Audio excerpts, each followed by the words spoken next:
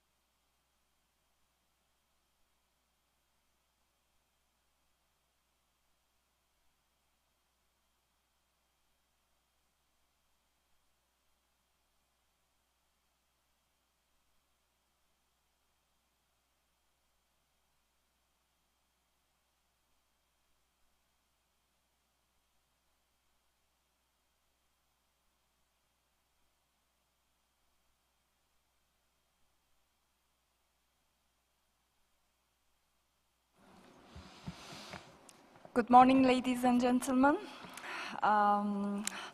Let's start our business today, if you take your seats. Dear committee members, I think you will all agree that we have advanced well yesterday, which allowed us to complete the examination of nominations to the representative list. Despite this hard-working day, we have yet to finalize the examination of the 12-11 series. The Bureau met this morning for the 4th time and discussed the revised timetable, which is as follows. This morning, we will start with item 11C, removal of an element from the list of intangible cultural heritage in need of urgent safeguarding, and its transfer to the representative list of the intangible cultural heritage of humanity. Then move on to 11D, examination of requests for international assistance. Followed by 11E, examination of proposals to the Register of Good Safeguarding Practices. And hopefully, we will conclude the morning session with the adoption of the draft decision 12-11 on the report of the evaluation body on its work in 2017.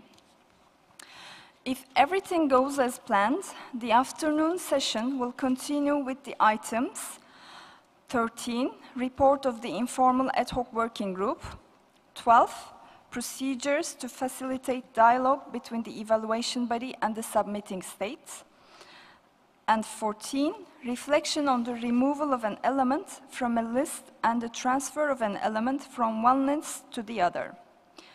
Before we start our work of the day, I would like to take the opportunity to express our appreciation to the Fund of the Project of Prince Sultan bin Abdulaziz for its support of Arabic interpretation for the committee. Distinguished delegates, I will ask you to continue our good practice of dialogue and cooperation of yesterday. Let us immediately start with item 11C on transfer.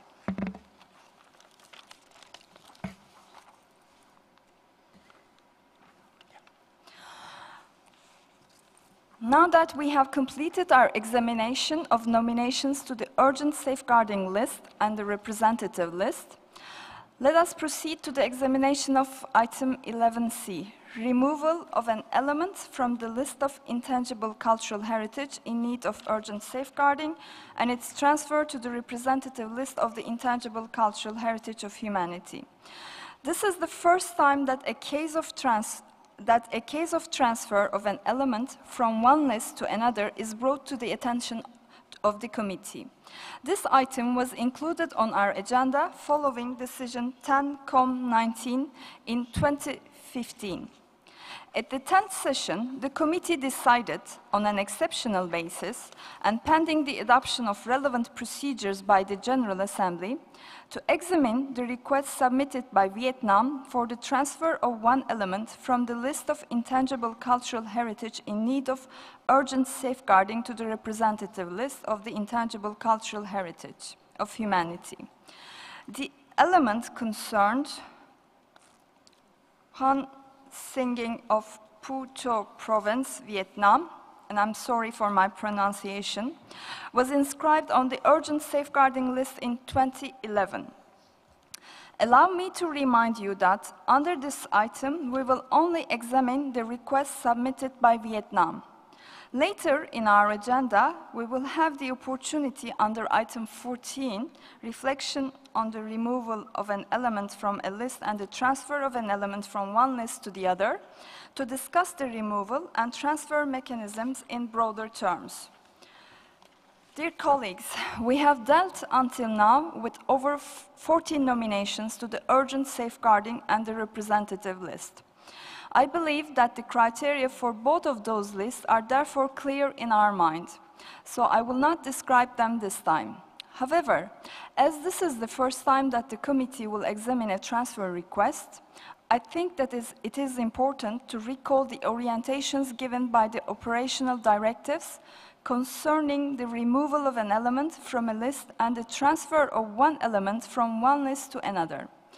Can we see the relevant paragraphs of the operational directives on the screen, please?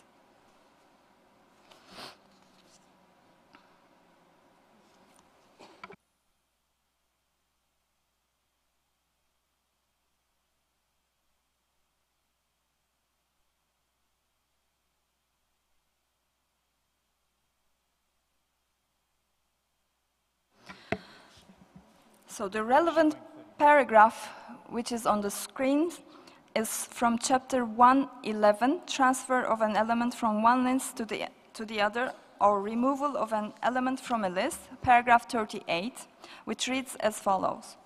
An element may not simultaneously be inscribed on the list of intangible cultural heritage in need of urgent safeguarding and the representative list of the intangible cultural heritage of humanity. A state party may request that an element be transferred from one list to the other. Such a request must demonstrate that the element satisfies all the criteria for the list to which transfer is requested and shall be submitted according to the established procedures and deadlines for nominations. Paragraph 39. An element shall be removed from the list of intangible cultural heritage in need of urgent safeguarding by the committee when it determines, after assessment of the implementation of the safeguarding plan, that the element no longer satisfies one or more criteria for inscription on that list.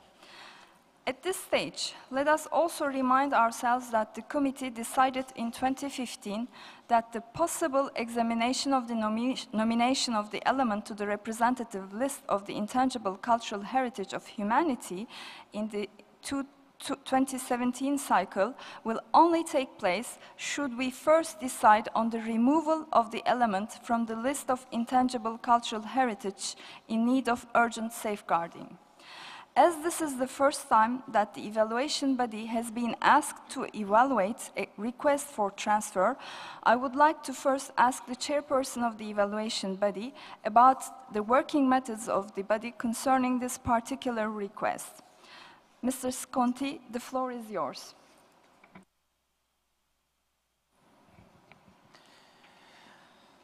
Thank you very much, Mr. President. Choan Singin of Phu Tho Province in Vietnam is a performing art which includes singing, dancing, drumming, and clapper beating, and is closely linked to the worship of the Hong Kings. Bearers and practitioners form 4 guilds, and the element fosters cultural understanding and community cohesion. The practice is safeguarded through seminars, the collection of Ksoan songs, and thanks to the efforts of the guilds, national institutes, and 33 dedicated clubs. Ksoan singing is mainly transmitted orally, and experienced artists also teach this art to members of clubs and music teachers.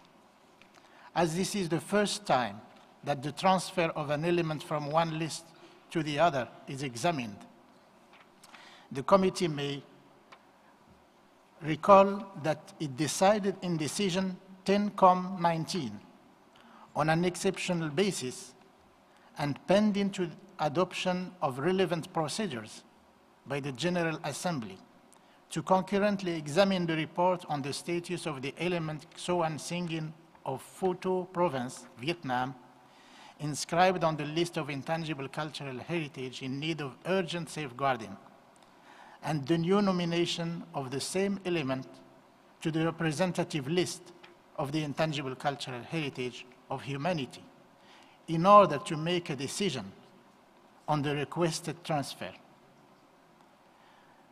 The committee may further recall that it had decided in decision 10-19, provided that voluntary supplementary contributions to the Intangible Cultural Heritage Fund are received in due course, to convene an open-ended intergovernmental working group to discuss draft operational directives on the procedure for the removal of an element from a list and the transfer of an element from one list to the other. The committee may take note that the operational directives still need to be revised in order to establish clear procedures for the removal of an element from a list and the transfer of an element from one list to the other, based on the experience acquired during the committee's examining of the present request submitted by Vietnam. The committee may also recall that the nomination of the element to the representative list of the Intangible Cultural Heritage of Humanity in the 2017 cycle will only be examined if, after examining the report, the committee first decides to remove the element from the list of the intangible cultural heritage in need of urgent safeguarding. Now, from the information included in the report on the status of the inscribed element Ksoan singing of Phu Tho Province, Vietnam, which was submitted by the state party in 2016, and after assessing the implementation of the safeguarding plan, the nomination doesn't satisfy one or more criteria in the list of intangible cultural heritage in need of urgent safeguarding list. The report on the status of the element demonstrates that Ksoan singing is no longer in need of urgent safeguarding, since recent efforts by the local communities and the government have considerably restored its viability since its inscription on the urgent safeguarding list in 2011. The project for the safeguarding and promotion of Ksoan singing, implemented since 2013 and to be continued until 2020, has played an essential role in safeguarding and reviving the element with the full support of the community.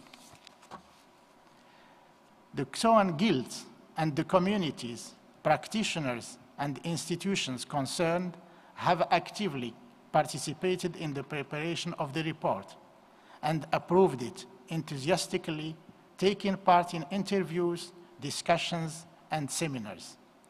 Furthermore, the element was extensively inventoried with the participation of the communities from 2012 to 2015, with the information being updated every year.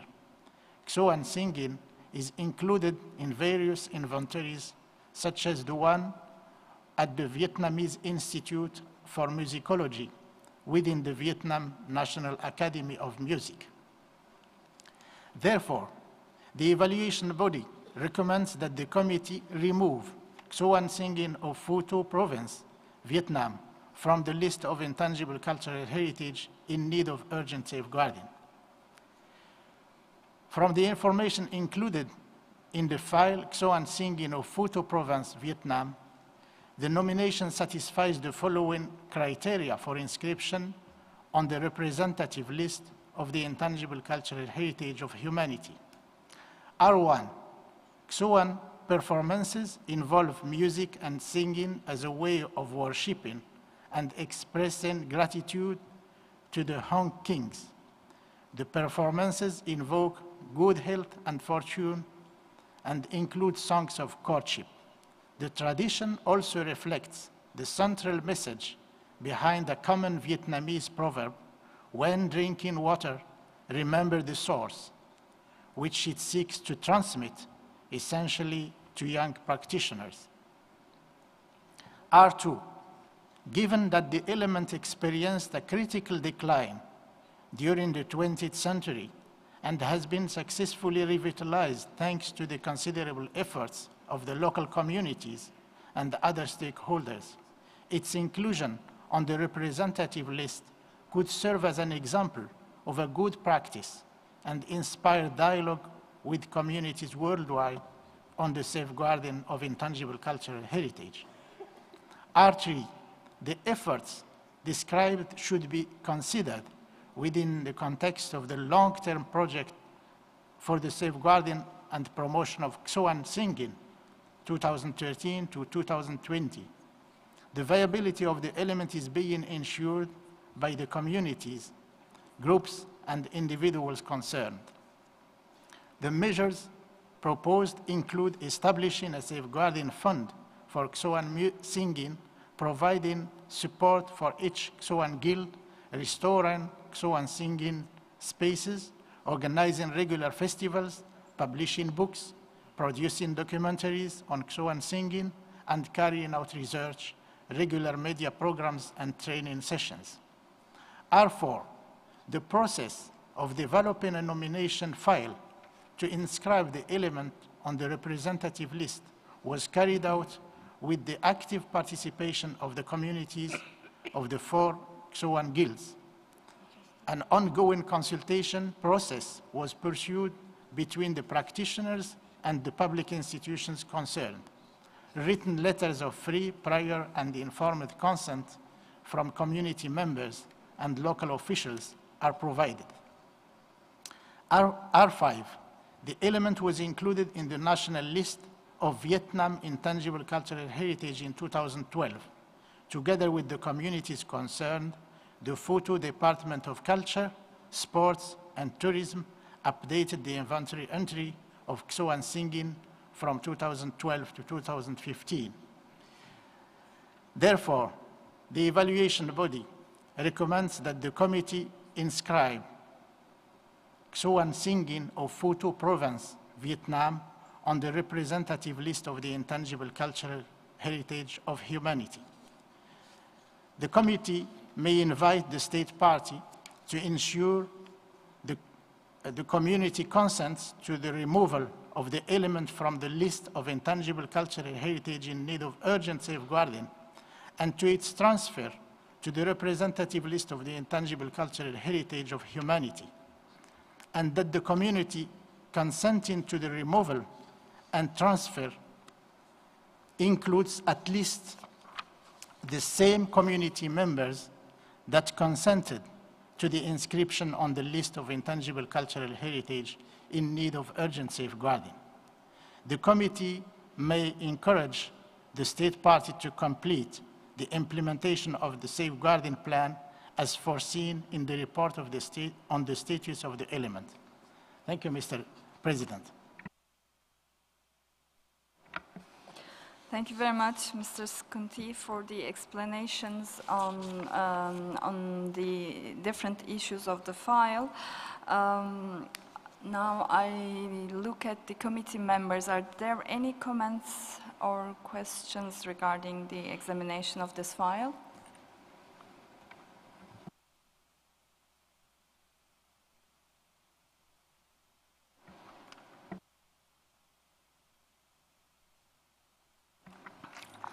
I see none. May I therefore ask the committee to adopt draft decision on this file as shown on the screens as a whole?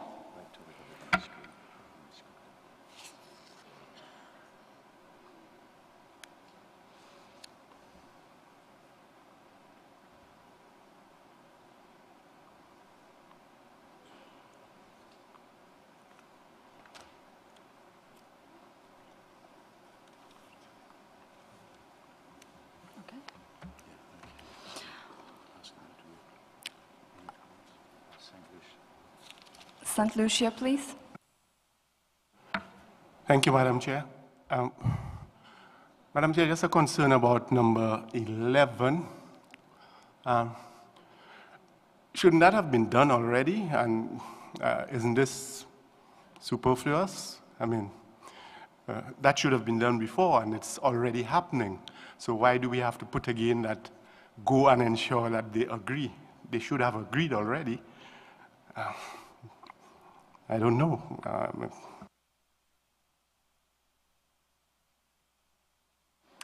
Thank you, St. Lucia. Cuba, please. Merci, Madame la Présidente, et félicitations pour votre travail. Nous sommes tout à fait d'accord avec la remarque qui vient de faire le Santa Lucie, parce que je pense que dans ces moments de la décision, on doit éviter de faire ces remarques, parce que c'est justement le paragraphe qui vient suivre le paragraphe de l'inscription. Pour nous, ce paragraphe 11 n'apporte rien dans ces points du projet de décision. Nous voudrons aussi féliciter le gouvernement de Vietnam et la communauté portateur pour l'évolution dans ces manifestations. Merci.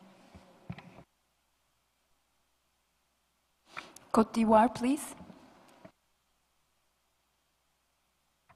Merci, Madame la Présidente, et félicitations pour votre présidence ce matin. La Côte d'Ivoire a le même souci que Sainte-Lucie et Cuba. Effectivement, si les communautés n'ont pas été consultées, sur quelle base l'organe d'évaluation a fondé son examen? Et comme vous l'avez dit tout à l'heure, peut-être nous allons revenir un peu sur cette question des retraits et des transferts lors de notre discussion dans le prochain point, dans le prochain consacré à ces sujets. Mais nous pensons qu'il y a un vide juridique, peut-être qu'il faut vraiment y réfléchir, parce que nous ne savons pas sur quoi l'organe d'évaluation a fondé son argumentation, puisqu'il y a un vide juridique en ce sens. Merci, Madame la Présidente.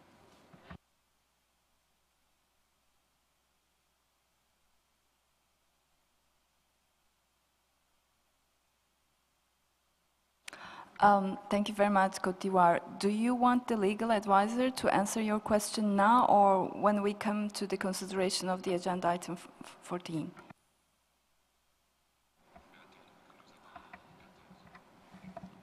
Peut-être une bonne de solution, à moins que nous voulions vraiment aborder les questions au niveau du point 14 dans la globalité.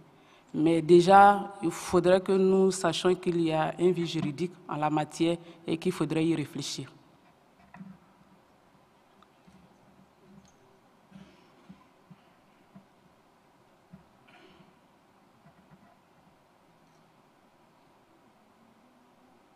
Okay, so we'll ask the legal advisor to provide you clarifications when we come to the agenda item 14 after proceeding with the adoption of this decision. Okay? D'accord, ok. Merci, Madame la Thank you. Présidente. Thank you. Any other comments? Cuba, please. Merci, Madame la Présidente. Je demande au secrétariat qui mette sur le tableau la proposition qu'il vient de faire. Santa Lucie, soutenue pour Cuba.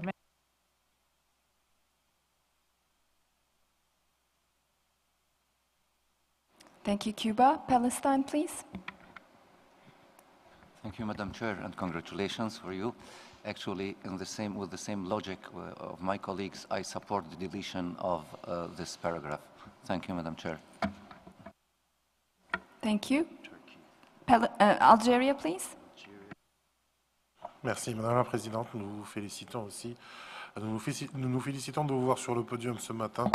Et comme mes collègues, je m'interroge sur le fait d'informer, de demander l'autorisation des communautés concernées a posteriori.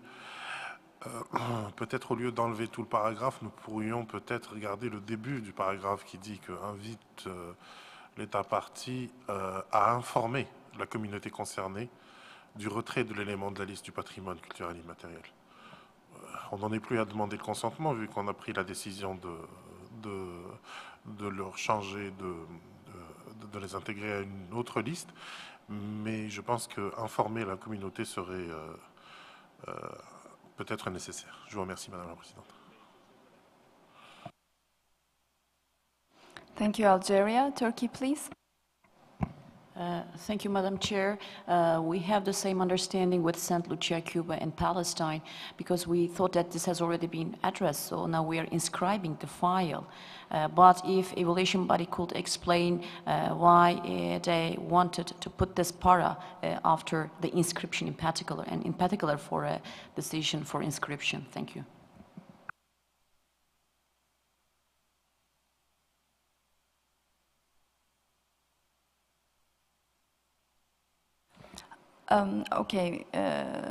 First Zambia and Senegal, and then I'll give the floor to the evaluation body to explain the reasoning behind it.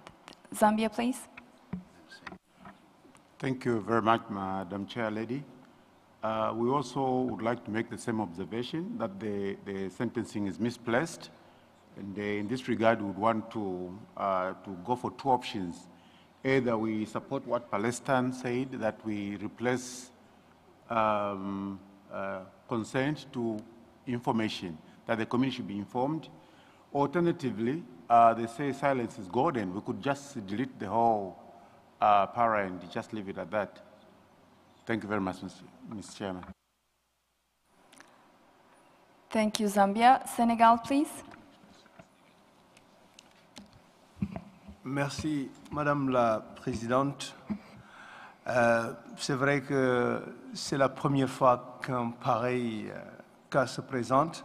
L'organe a fondé son examen sur les deux paragraphes que nous avons vus au début, 38 et 39. D'abord, examiner le retrait, si les conditions l'acceptent, et ensuite proposer à l'inscription.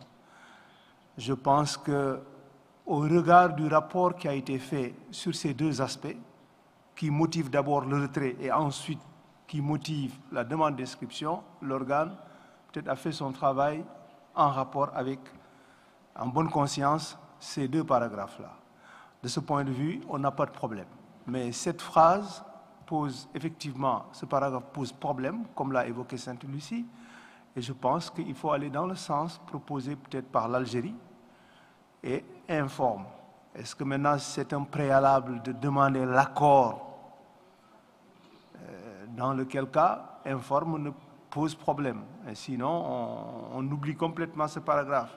Mais, pour ne pas avoir de précédent, attendons quand même le point 14 pour encadrer ce fait-là, c'est-à-dire retrait, transfert, et avoir des procédures claires dans les directives opérationnelles pour les prochaines propositions. Sinon, tous les éléments qui sont sur la liste du patrimoine qui demandent en urgence risquent de frapper à la porte dans les prochaines sessions. Il nous faut nous entourer de toutes les garanties à partir du point 14 pour avoir des procédures claires, spécifiques.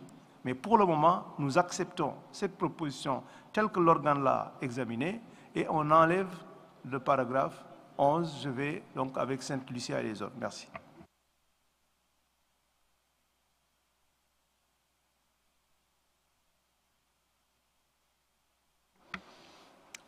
Thank you very much, Senegal.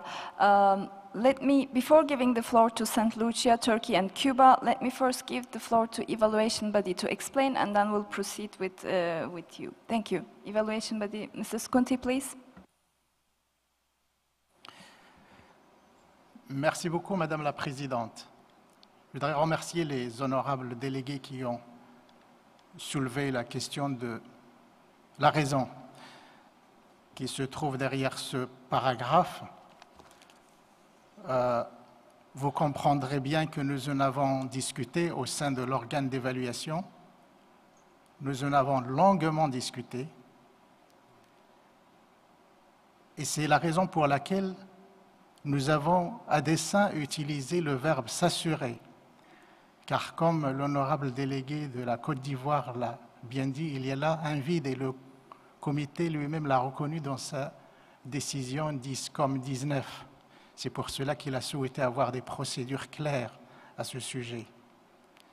Et donc, l'utilisation de ce verbe « s'assurer », nous pensions que cela vous permettait d'adresser un message à l'État partie pour l'inviter à s'assurer que cela a été fait. Mais nous n'avons pas il n'y a pas de procédure pour cela, pour le consentement des communautés sur le retrait et sur le transfert. Pas encore de procédure. Donc, s'assurer nous a semblé le verbe qui y était le plus approprié. Maintenant, c'est à vous de décider si vous voulez adopter une nouvelle formulation, en tout cas une formulation qui vous semble meilleure. Merci, Madame la Présidente. Thank you, Mr. Skunti. Now I give the floor to St. Lucia, please. Thank you, Madam Chair. Madam Chair, I just want you to accept my apologies for a serious omission on my part.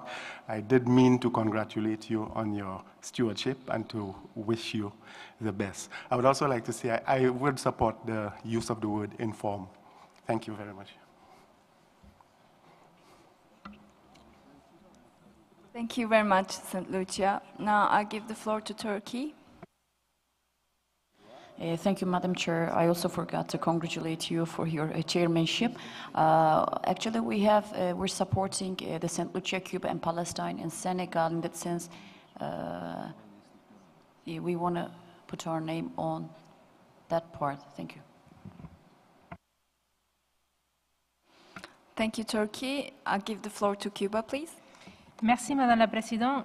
C'est vrai que nous devons avoir une procédure claire et nous devons parler dans l'autre point sur ces questions, mais je pense que nous venons de vivre un moment de bonheur et de félicitations. Et je pense que c'est un bon exemple, une bonne pratique à suivre, comment un patrimoine qui est dans un état déterminé et qui demande une sauvegarde, il a évolutionné, il vient de passer à la liste représentative.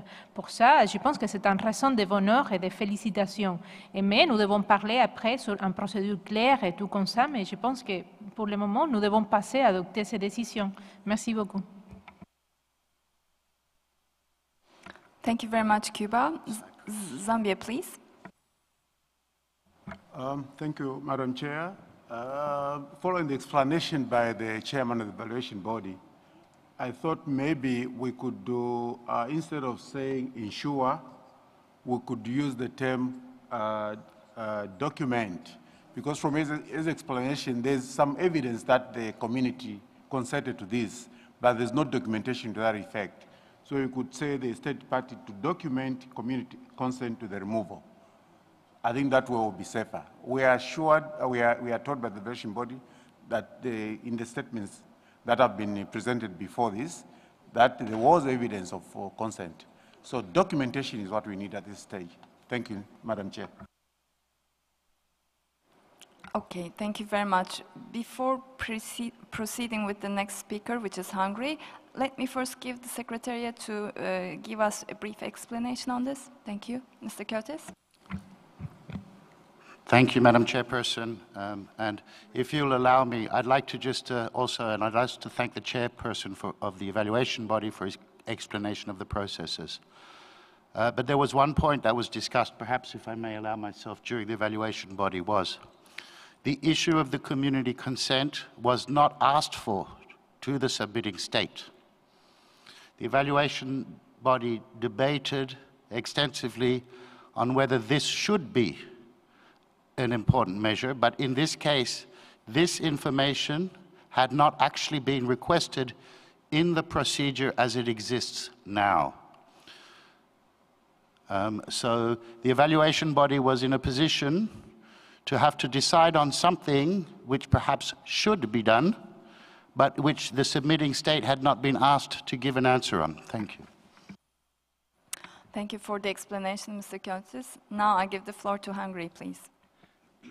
Thank you very much, Madam Chair, and let me also join others in congratulating you on assuming your duties as chair of our meeting today.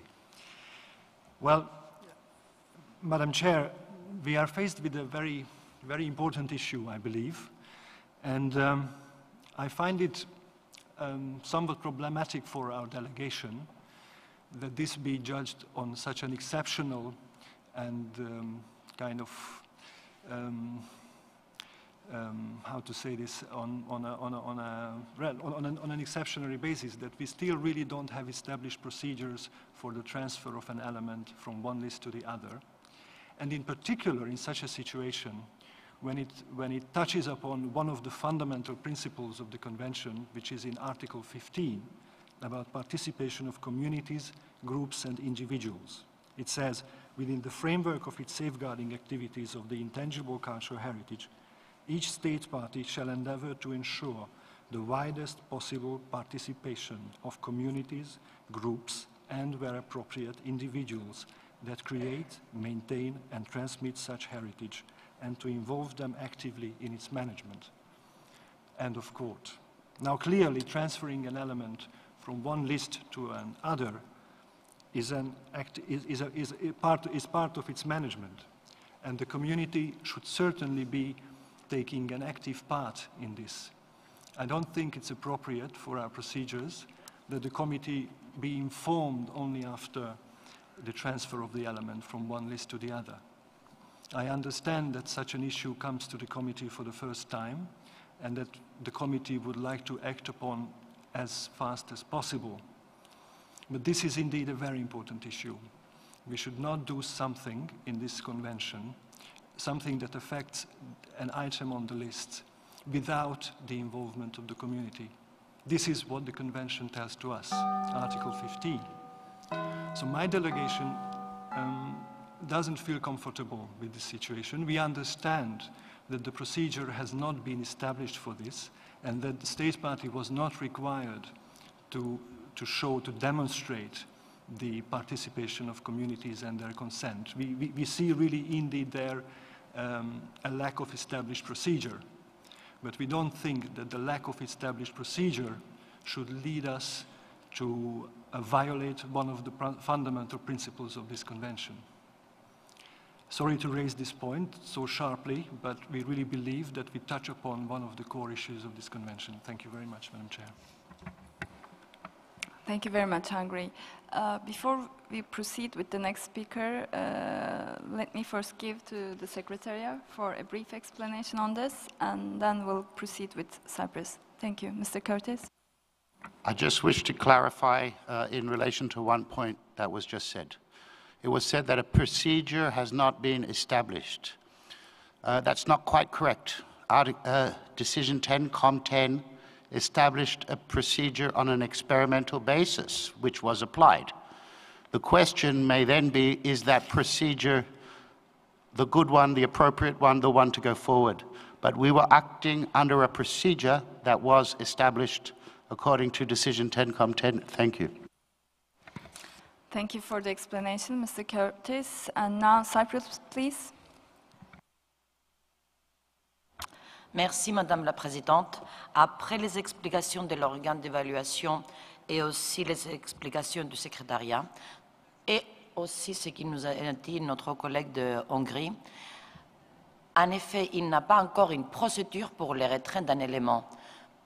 Dans ce cas-là, soit Hongrie, je ne sais pas s'il est d'accord pour l'inscription de cet élément, dans ce cas-là, pour le retrait de cet élément, mais je suis d'accord que, puisque c'est déjà passé, de laisser la phrase qu'il a ajoutée notre collègue d'Algérie. Et après, il faut qu'on trouve des procédures pour le retrait d'un élément. Merci.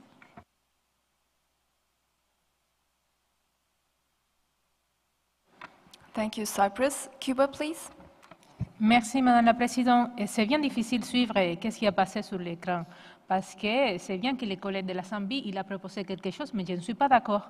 Et il y a beaucoup de États membres qui ont dit d'élever ces paragraphes. Je ne sais pas qui a passé sur l'écran, mais je pense que nous devons rester comme nous avons accordé, supprimer ces paragraphes, et je suis tout à fait d'accord que l'État membre informe à la communauté, mais dire qu'on doit documenter, mais pour moi ce n'est pas clair qu'est-ce que ça veut dire documenter. Et ça. Mais je pense que la meilleure proposition sera, comme nous avons accordé, je pense qu'il y a un consensus dans la salle, mais l'écran ne reflète pas ce qui a passé, élever ces paragraphes et, comme l'a proposé la jury, que l'État parti informe à la communauté. Mais la documentaire, c'est un peu, pour moi, ce n'est pas clair. Merci.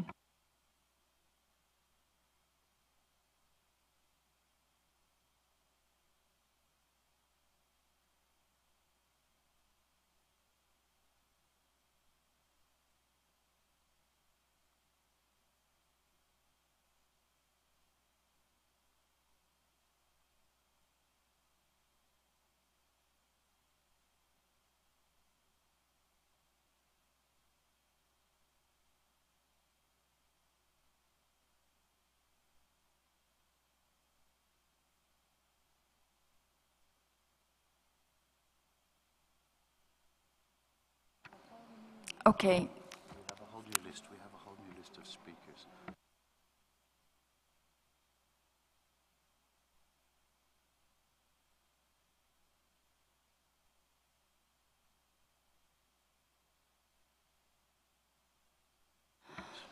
Thank you, Cuba. We take note of your comments and we're going to reflect it on the decision.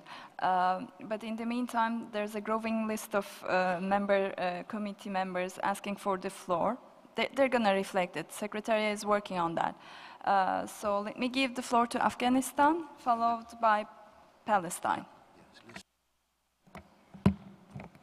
Thank you, Madam Chair. I wanted just to share 2 points.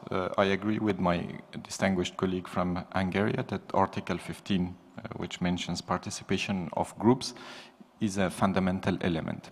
But I would also like to remind the purpose of the 2 lists. The first list has as its purpose to keep an element alive.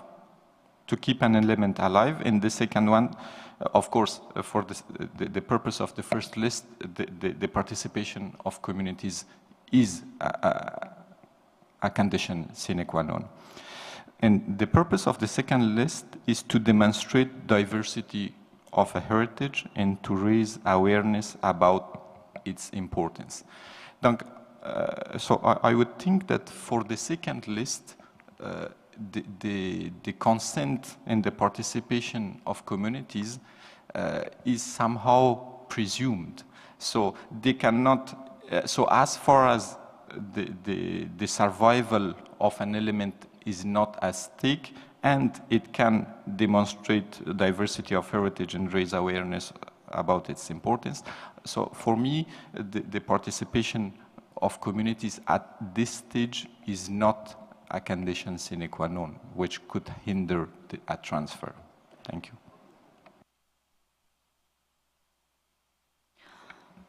Thank you very much, Afghanistan. Now we'll proceed with the next speaker in this order: Palestine, Philippines, Algeria, Austria, and St. Lucia. Merci, Madame la Présidente. Mais en réalité, si on regarde bien le DR qui est devant nous, si on garde ce paragraphe, c'est contradictoire.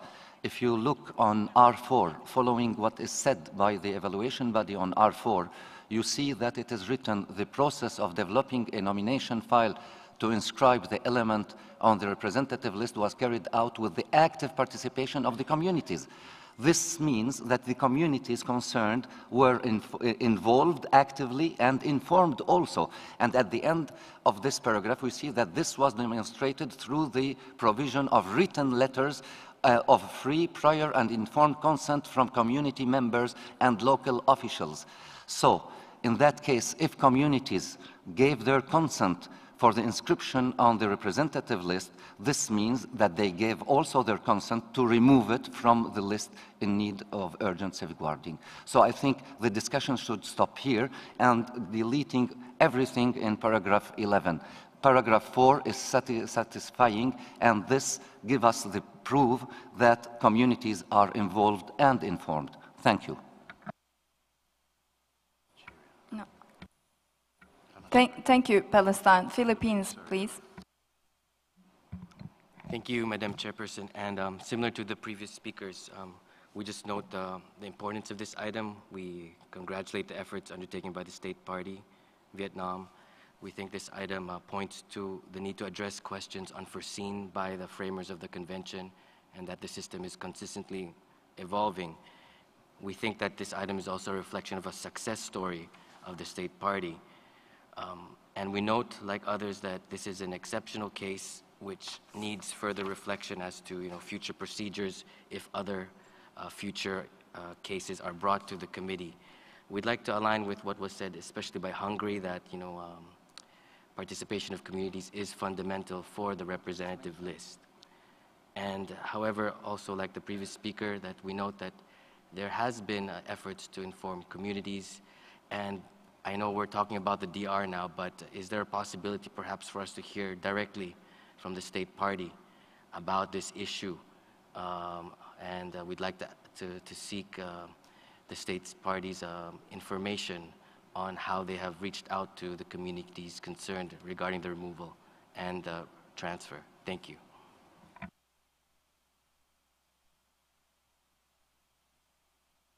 Thank you very much, Philippines.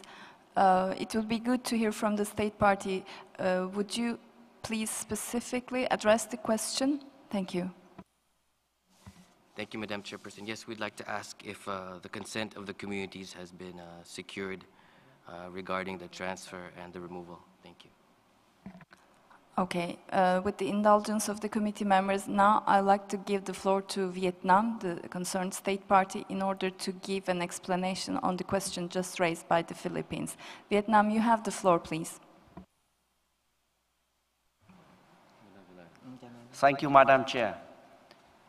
And first of all, I wish to thank you for the evaluation body for the careful examination of the file, and for the recommendation to remove an element from the list of urgent safeguarding and to transfer it to the representative list of ICH for humanity. Concerning the question, I wish to provide some information for clarification. First of all, we already have consent. We already informed on communities in the province, Phu Tho, and we have consent from all the 4 guilds, and it's clearly seen in the file attached to our dossier in 2017, and which already considered by the evaluation body and is all qualified to the own criteria, including criteria concerning the consent of the communities. And once again, I want to reaffirm that the communities are the same communities which in the file of 2011, and then the communities in the file of 2017. And we are ready to provide the committee any further record of the interviews done with the concerned community if needed. And we are ready to provide any clarification if further required. I thank you. Thank you very much, Vietnam, for the explanation. Let me now turn to Algeria. You have the floor, please.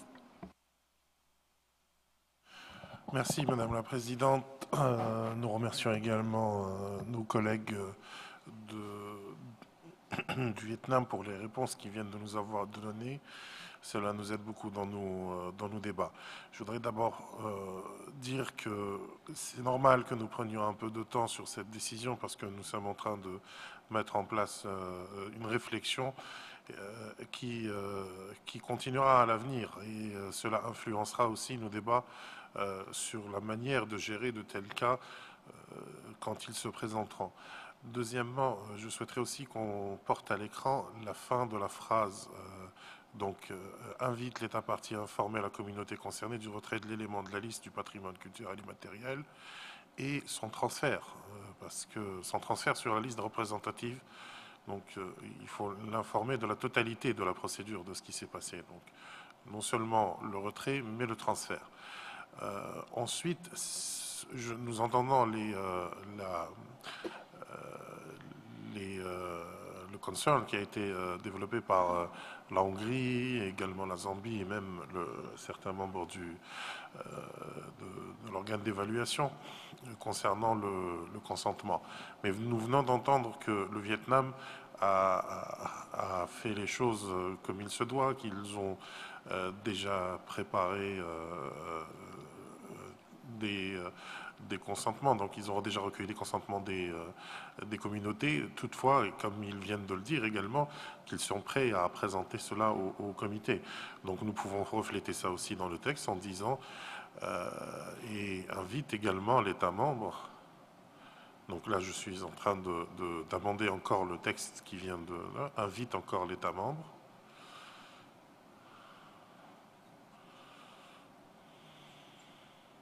L'État soumissionnaire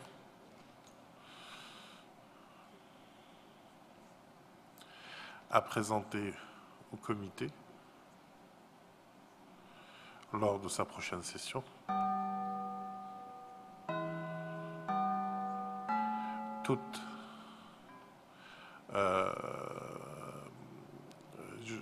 je suis en train de réfléchir en même temps, toute réponse ou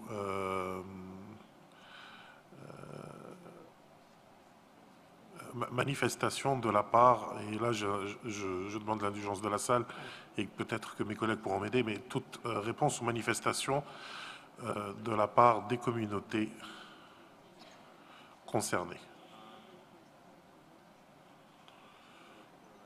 Voilà. Et comme ça, je pense qu'on est couvert. Si l'État soumissionnaire estime, a reçu, après avoir informé les communautés, a reçu une réponse ou une quelconque réclamation, qu'il la porte à la connaissance du comité à sa prochaine session. Et comme ça, nous sommes couverts des deux côtés. Je vous remercie, Madame la Présidente. Thank you, Algeria. Let me give the floor to Austria, please. Thank you. When we took the floor, it was to support the importance of community consent and community participation as raised by Hungary and Philippines. Meanwhile, and we were also going to ask if it is still possible, knowing that we are already in a decision-making process, to ask the state party, but that has been done already and we are happy for it. We have heard now that the communities have been involved in the whole process, so maybe we could add our standard paragraph that we thank the state party for providing this information, and then we have also a documentation on the involvement of the communities so that we know that. Thank you. Thank you, Austria. St. Lucia, please. Thank you, Madam Chair. Let me also thank Hungary for emphasizing the importance of consent and popular involvement. It is at the heart of all the processes of ICH. I took it as fundamental, and I took it, when I raised this point, I took it that this had happened in its fullness already. And I move now to really support Palestine's intervention. That I don't see what we are really achieving with this, and I would prefer just take it out, because this is something that we would hope would happen with every file that we have consented to inscribe. I mean that they inform and that they monitor that has happened. Except if we are moving to do this every time we inscribe to the thing. I don't see what we are achieving with this. I presume that the consent was achieved, that there was popular participation and everything, and then we are again going and say, inform the community that I don't see the necessity of this, so I want to support Palestine's suggestion that we just take this out. I don't see what we are achieving. Thank you. Thank you, St. Lucia. India, please.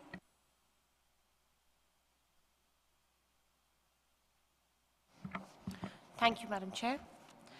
We would just like to say that the procedure as it is present now for transfer, whatever it is as it exists in its raw form, has already been followed. And we are trying to assess the state party on information that the Secretariat has already clarified was not demanded as per the current procedure.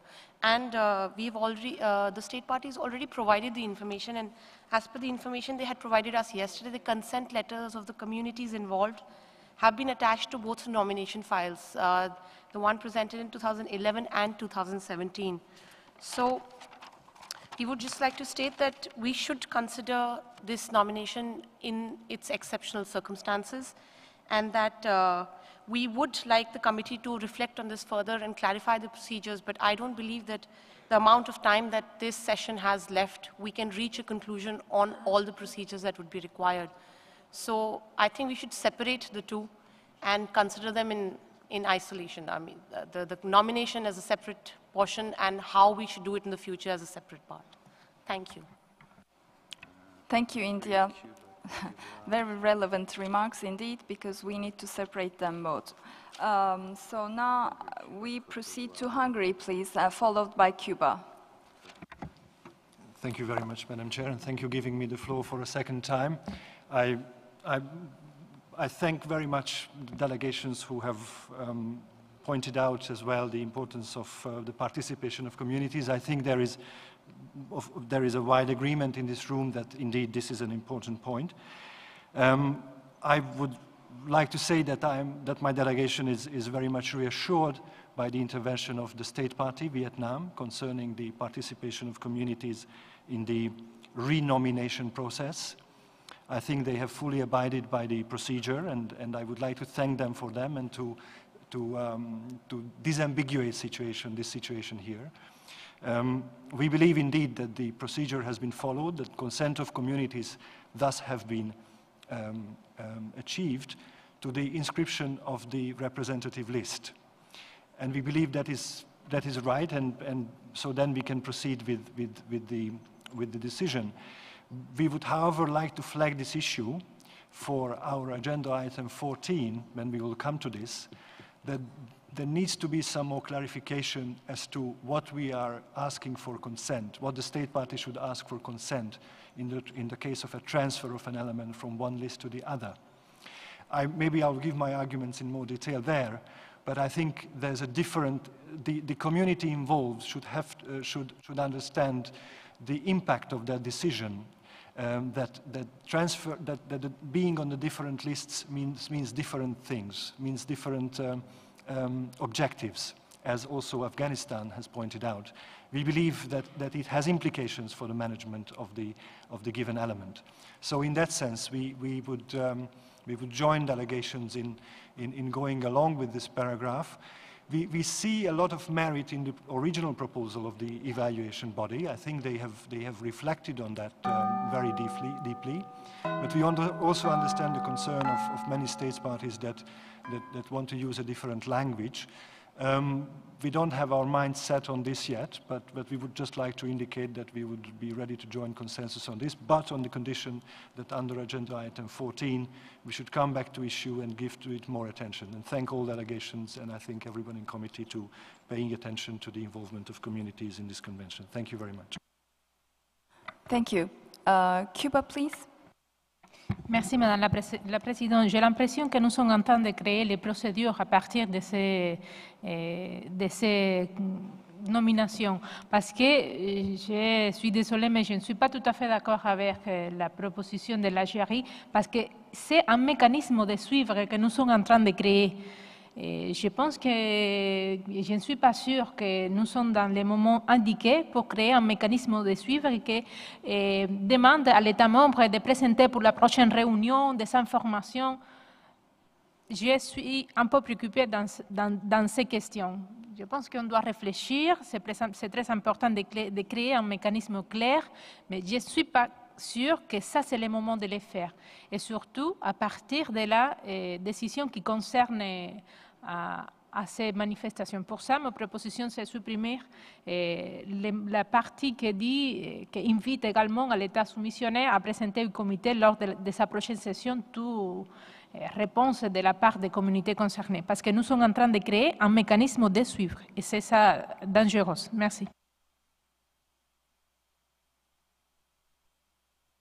Et s'il vous plaît, Madame la Présidente, pour suivre mieux les décisions, supprimer comme tu l'as vu, on avait travaillé le projet de décision dans sa négociation multilatérale. Merci.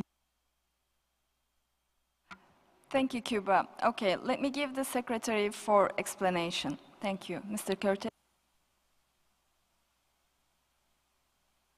Je vous remercie. Et je voulais juste qu'on mette en valeur qu'on a mis le mot « supprimer » parce qu'on n'était pas sûr aussi de la modification de la Zambie qui est compliquée. C'est-à-dire, on est prêt à biffer tout le paragraphe, mais ça veut dire que la demande de la Zambie de remplacer la documentation sera aussi supprimée. Si la Zambie le permet, on le fait.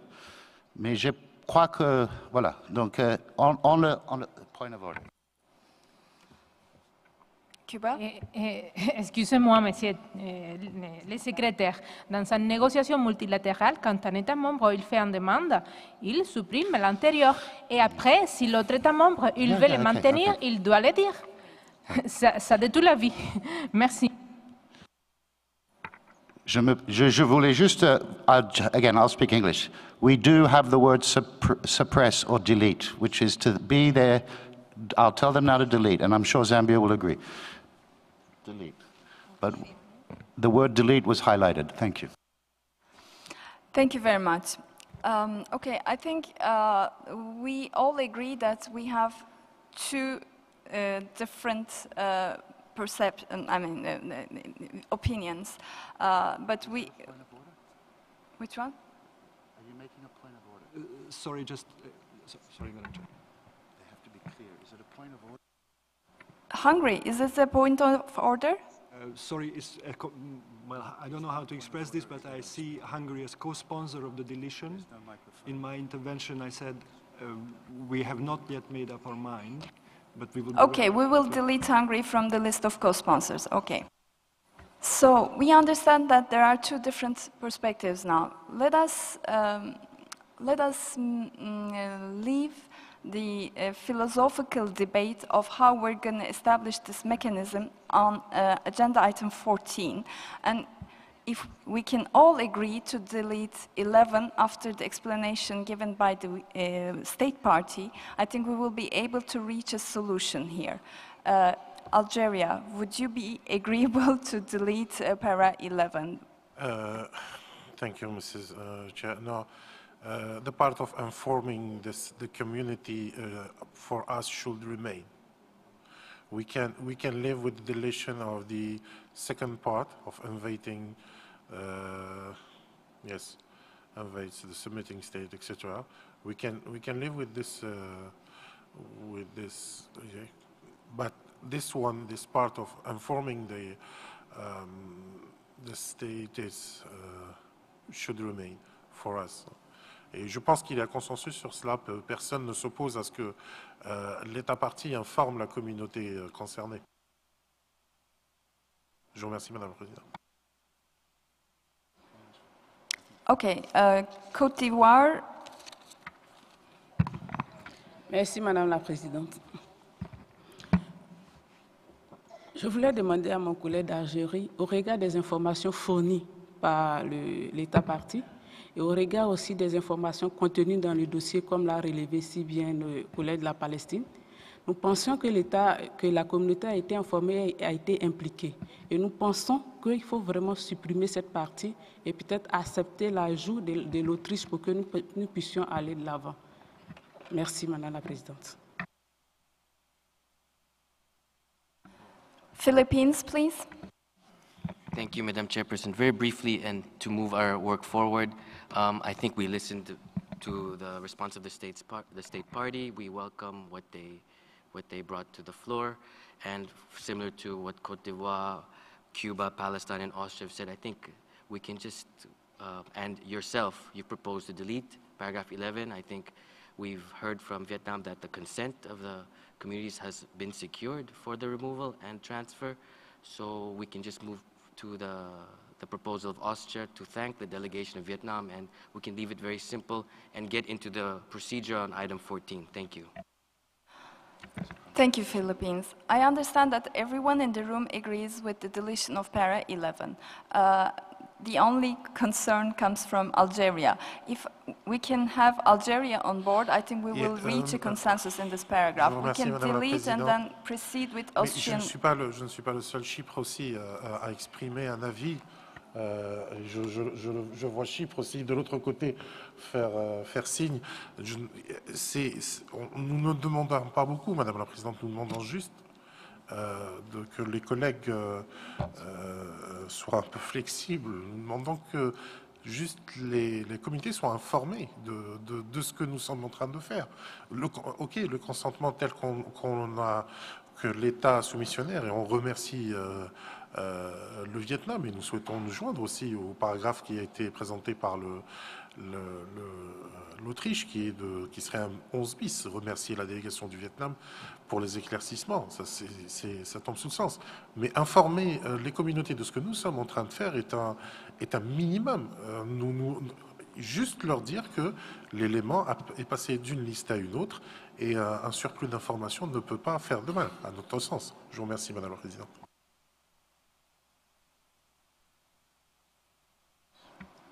Okay, can we hear from Cyprus, please? Cyprus, you have the floor. Merci, Madame la Présidente. J'ai bien demandé la parole bien avant Philippines et Algérie, et j'étais pour effacer tous les paragraphes 11, même la proposition d'Algérie, parce qu'après les clarifications que nous a données Vietnam pour la participation des communautés, je pense qu'il ne faut pas ajouter ce qu'il a écrit l'Algérie, et je suis d'accord avec Autriche qu'il faut remercier l'État de Vietnam pour ces éclaircissements. Merci. Thank you, Cyprus. So I understand Algeria, you're the only one.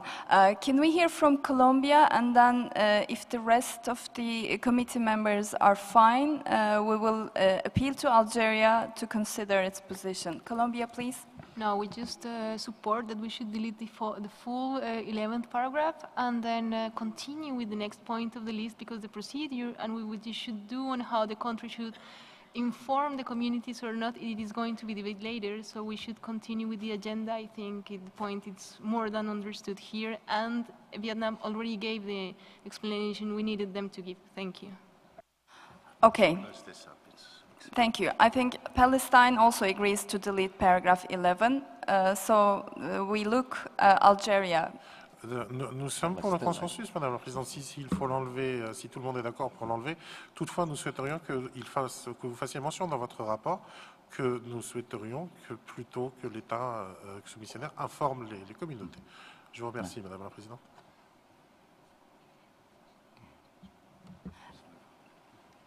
Thank you for your flexibility. It will be duly reflected in the report. Palestine, do you still want to take the floor? Very, very quickly, actually, it is only for our colleague from Algeria. The information has been given for communities, and not only information, also the consent of communities. It is written, and this was clarified by the state party. And we would like also to support the amendment by Austria. Thank you. Okay, thank you very much. So I think we have a consensus towards deleting paragraph 11, and we thank Algeria for their flexibility.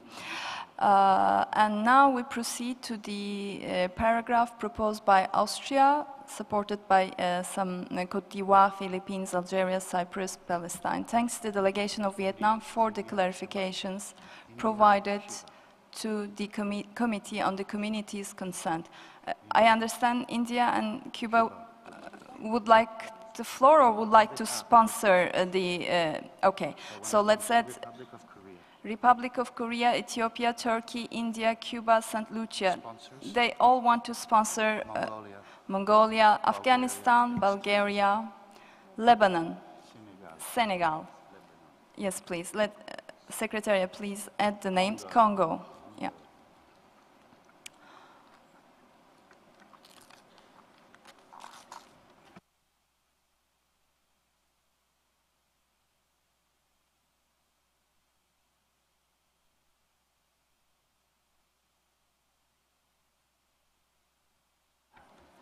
St. Lucia also, please.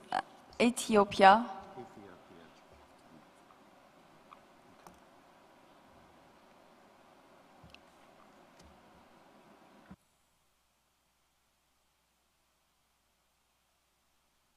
Turkey as well.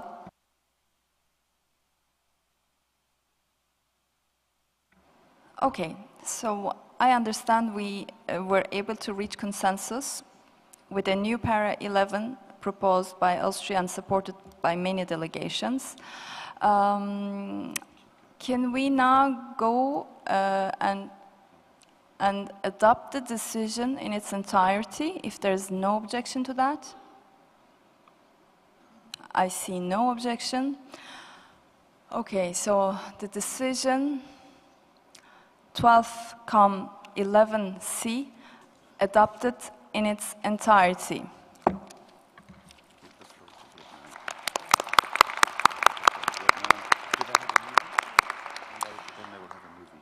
Congratulations, Vietnam.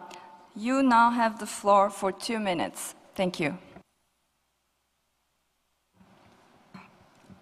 Dear Madam Chair and distinguished members of the Intergovernmental Committee, allow me on behalf of the National Commission of Vietnam for UNESCO to express our gratitude for the removal and inscriptions to the list of representative of intangible cultural heritage of the humanity. May I introduce Mr. Hoàng Dân Mark, Chairman of the People Council of the Phu Province, to deliver his remark. Kính thưa bà Chủ tịch và các thành viên Ủy ban Công ước, kính thưa toàn thể quý vị đại biểu. 6 năm qua, cộng đồng 4 phường Xoan, chính quyền và nhân dân tỉnh Phú Thọ của Việt Nam đã hết sức nỗ lực để bảo vệ khẩn cấp hát xoan Phú Thọ. Xin trân trọng cảm ơn Ủy ban Liên Chính phủ và các quốc gia thành viên của Công ước đã ghi nhận sự cố gắng nỗ lực đó và đã đồng ý với đề nghị của cộng đồng chúng tôi về việc đưa hát xoan ra khỏi tình trạng bảo vệ khẩn cấp và ghi danh vào danh sách di sản văn hóa phi vật thể đại diện của nhân loại năm 2017. Vào thời khắc này, cộng đồng hát xoan tại Phú Thọ và các cộng đồng khác ở Việt Nam đang theo dõi và chắc chắn sẽ vô cùng phấn khởi vì việc ghi danh này chính là sự đánh giá khách quan các biện pháp bảo vệ và cộng đồng đã cùng nhau sáng tạo, thực hiện trong 6 năm qua, đáp ứng được mong muốn của họ. Nhân dịp này, chúng tôi xin cảm ơn Chính phủ Việt Nam, Ủy ban Quốc gia UNESCO Việt Nam, các cơ quan, các tổ chức, các chuyên gia Việt Nam và quốc tế đã hỗ trợ, tạo điều kiện và chia sẻ với chúng tôi những kinh nghiệm quý báu về bảo vệ và phát huy giá trị di sản trong đời sống đương đại hết sức giá trị. Chúng tôi cam kết sẽ nỗ lực bằng tất cả các biện pháp thích hợp, phát huy vai trò cộng đồng chủ thể di sản, tiếp tục tổ chức thực hiện các biện pháp bảo vệ di sản theo tinh thần Công ước 2003 của UNESCO, đảm bảo cho di sản hát xoan Phú Thọ được bảo vệ và phát huy giá trị một cách bền vững, đồng thời tiếp tục gắn bó chặt chẽ với di sản hát xoan Phú Thọ với tín ngưỡng thờ cúng Hùng Vương, di sản văn hóa phi vật thể đại diện nhân loại năm 2012 và tục thờ cúng tổ tiên của người Việt và với nhiều di sản khác ở Việt Nam. Trân trọng cảm ơn các quý vị đại biểu. Thank you very much.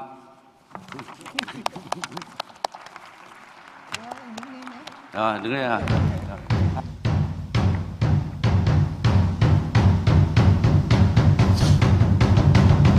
Giang lang chiêng cha. Trung thanh mừng vua, kim phượng hoàng huê ơi.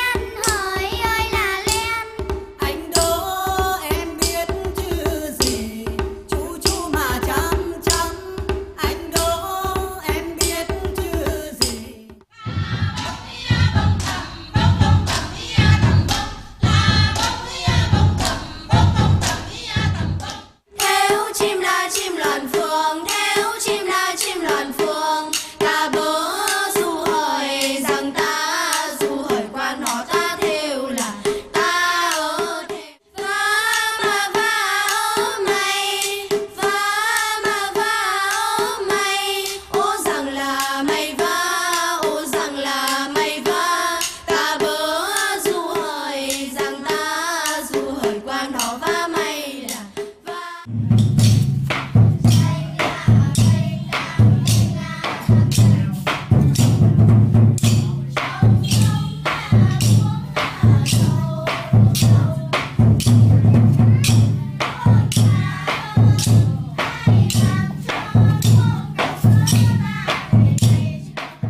Chúng tôi phấn khởi lắm và đồng thời bản thân chúng tôi sẽ cùng các nghệ nhân cố gắng gìn giữ, bảo tồn và phát triển hát xoan Phú Thọ để mãi mãi cho muôn đời sau.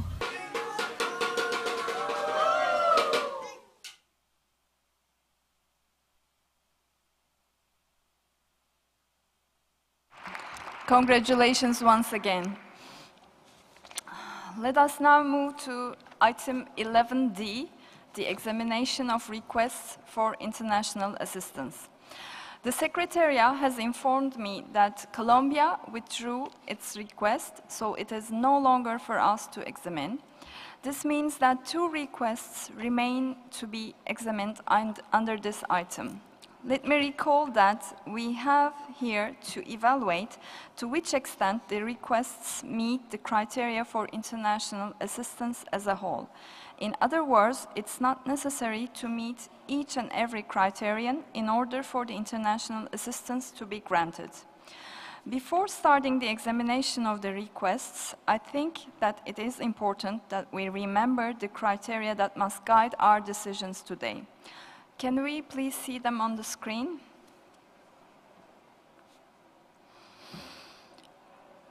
In view of granting assistance, the committee will base its decisions on the following criteria.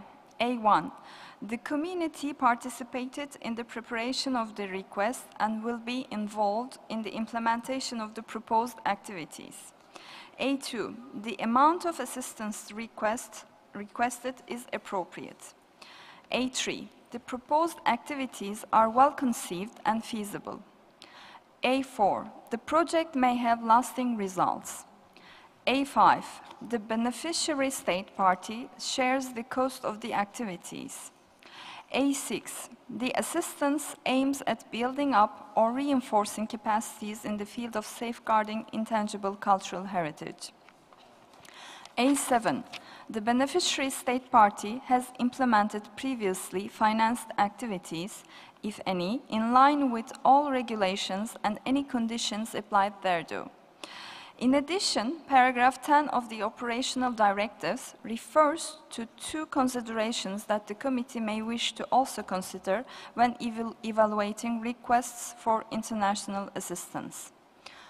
10A, the request implies cooperation at the bilateral, regional, or international levels. 10B, the assistance may have a multiplier effect and may stimulate financial and technical contributions from other sources. Let us now move to the examination of the individual requests. We will now move to the examination of the requests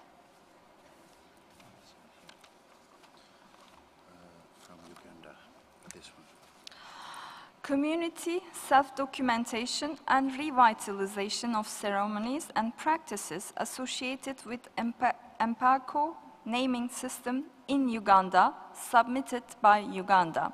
I will now give the floor to the chairperson of the evaluation body so that he can share with us the findings of the body on this request. Mr. Skunti, you have the floor, please.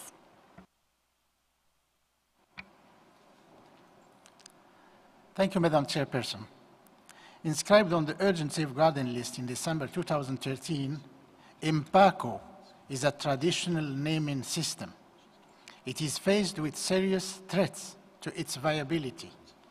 The proposed safeguarding plan aims to revitalize the practice and the observance of associated ceremonies enhance the capacities of the communities concerned, to transmit knowledge and skills, and to revive the practice.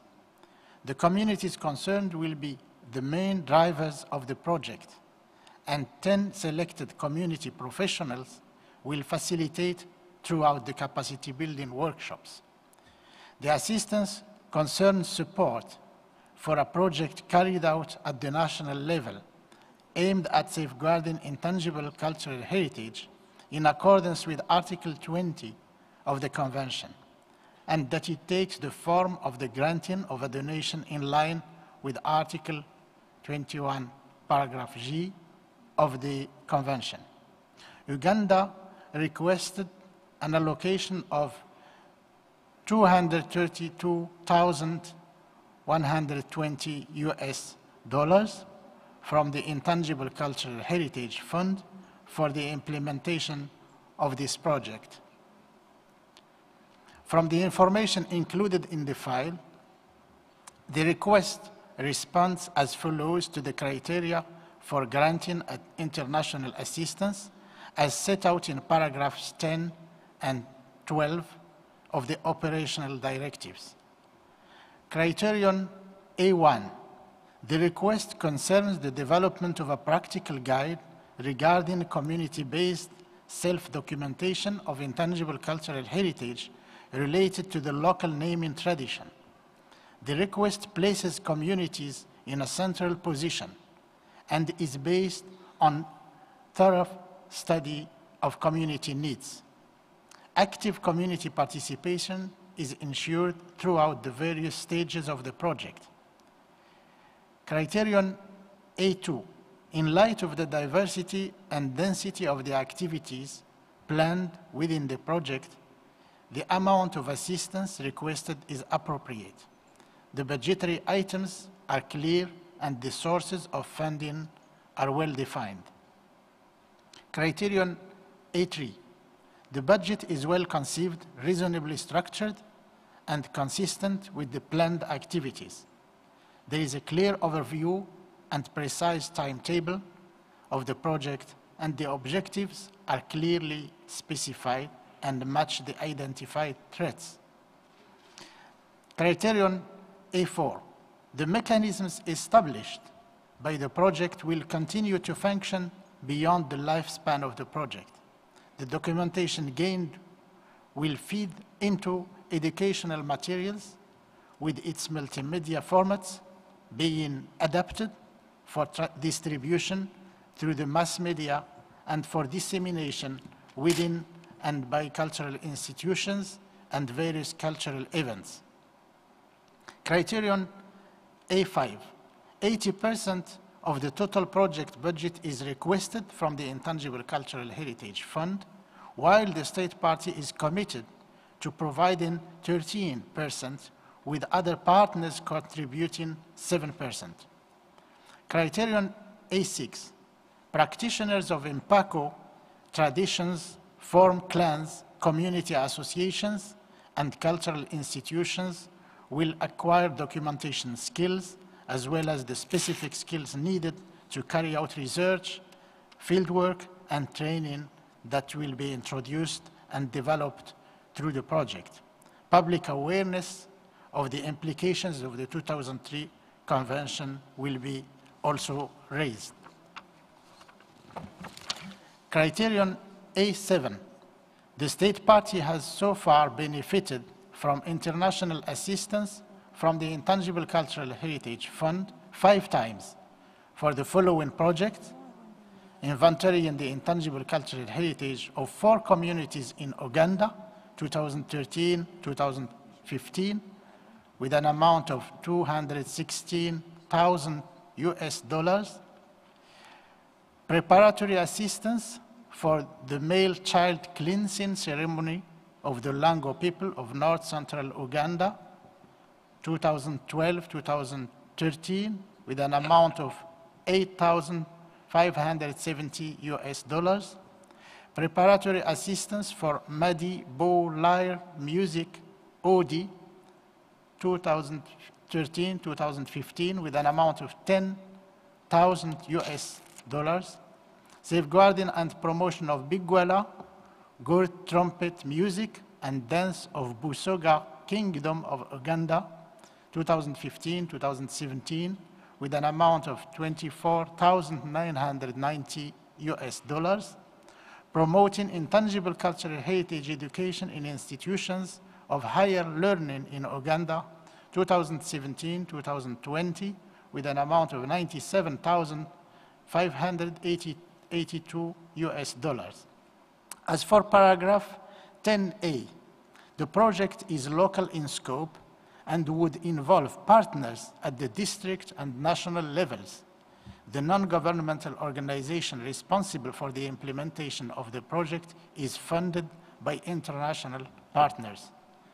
As for paragraph 10B, a network of trainers and promoters of community self-documentation will be produced, thereby allowing for the extension of the programs related to intangible cultural heritage.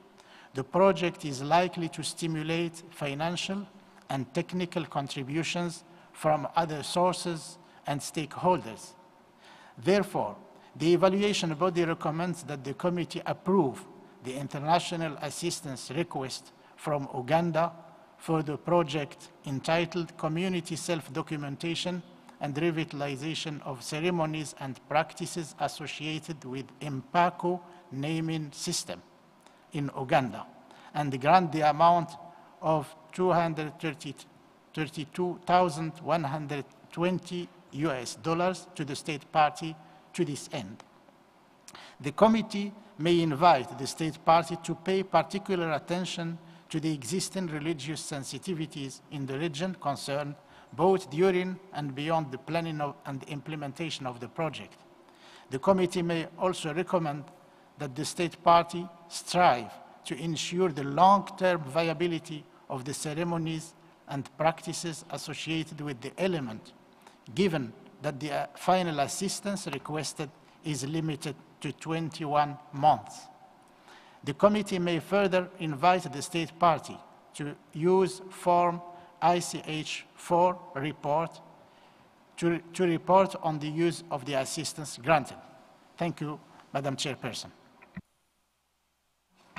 Thank you, Mr. Skunti. The Bureau did not receive any request for debate or amendment for this file. May I therefore ask the committee to adopt draft decision on this file as shown on the screens as a whole? I see no objection.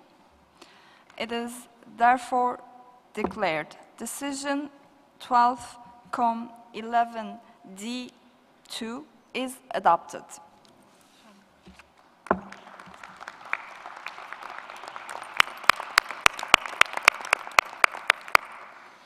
Congratulations, Uganda. Would you like to take the floor? Yes, please, Uganda, you have the floor.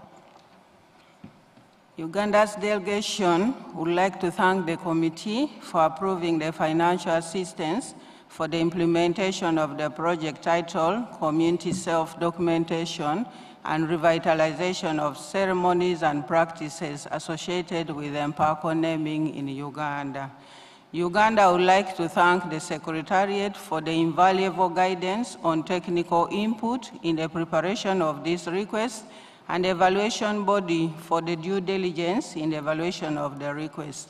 Mpako tradition of the Batoro, Banyoro, Batuku, Batagwenda, and Banyavindi of Western Uganda was inscribed on the UNESCO's Agent Safeguarding List in 2013. Mpako is a naming tradition whereby in addition to family and given names, a child is given a pet name, Mpako, from a list of 12 shared by the entire community. The practice is associated with rituals and ceremonies of which meanings form the niche of identity and belief system of the concerned communities. Mpako practice is faced with threats from religious groups, diminishing use of its language and abandoning performances of its ceremonies, coupled with drastic loss of knowledge of these ceremonies. The project is community-led and places communities concerned at the center of its implementation. This project aims at revitalization of performances of ceremonies and enhancing the capacities of bearers to transmit that practice by building the capacities of communities to document for safeguarding, increasing availability and accessibility to the associated knowledge, raising awareness, and mobilizing practitioners to revive their practice. A practical guide to community self-documentation of intangible cultural heritage will be developed, and a capacity of 87 stakeholders will be built to document their own intangible heritage, therefore creating a network of promoters of community-based documentators. The knowledge of the ceremonies and practices will be documented by the practitioners themselves and disseminated through multimedia channels, and therefore raising awareness of the communities.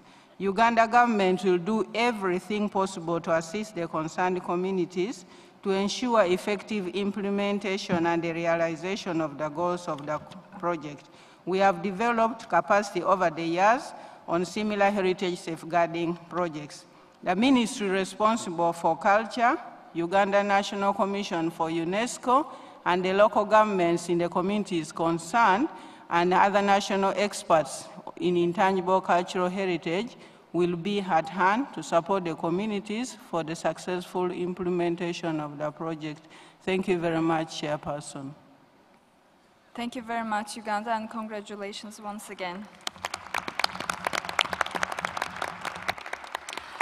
We will now move to the examination of the request strengthening the capacity for the safeguarding and management of intangible cultural heritage in Zambia, submitted by Zambia. I will now give the floor to the chairperson of the evaluation body so that he can share with us the findings of the body on this request. Mr. Squinty, you have the floor, please. Thank you, Madam Chairperson. Participants to capacity building activities carried out since 2010 in Zambia appreciated these workshops and were calling for the introduction of a more advanced and comprehensive version of the training.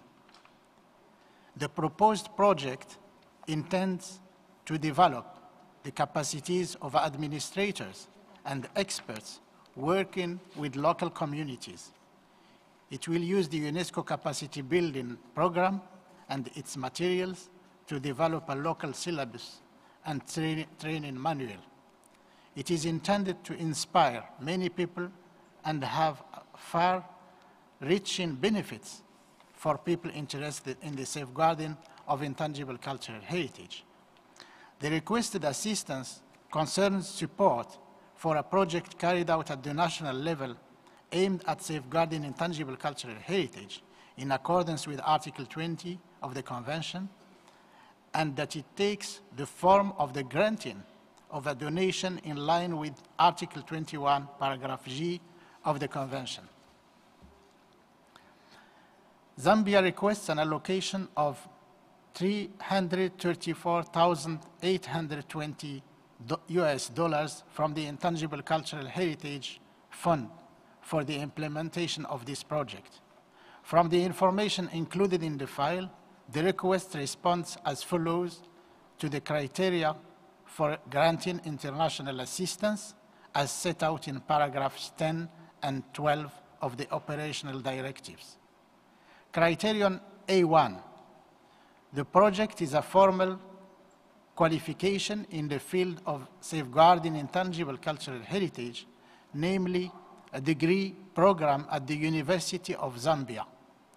During the preparation of the proposal, the views of the different communities were represented by the Chief Cultural Officer of the Ministry responsible for intangible cultural heritage and team of provincial and district cultural officers who were actively involved in the capacity building program. Criterion A2, the file provides a detailed budget grouping costs by activity. The timetable is planned according to the progress of each stage of the program and provides reasonable timeframes. Criterion A3, the budget is well conceived, consistent with the planned activities, and reasonably structured with a clear overview and precise timetable of the project. The NSR Institute at the University of Zambia will be responsible for implementing the project in collaboration with the National Commission for UNESCO. Criterion A4, in terms of lasting results, the project will lead to the development of a national curriculum to strengthen capacities to implement the 2003 Convention.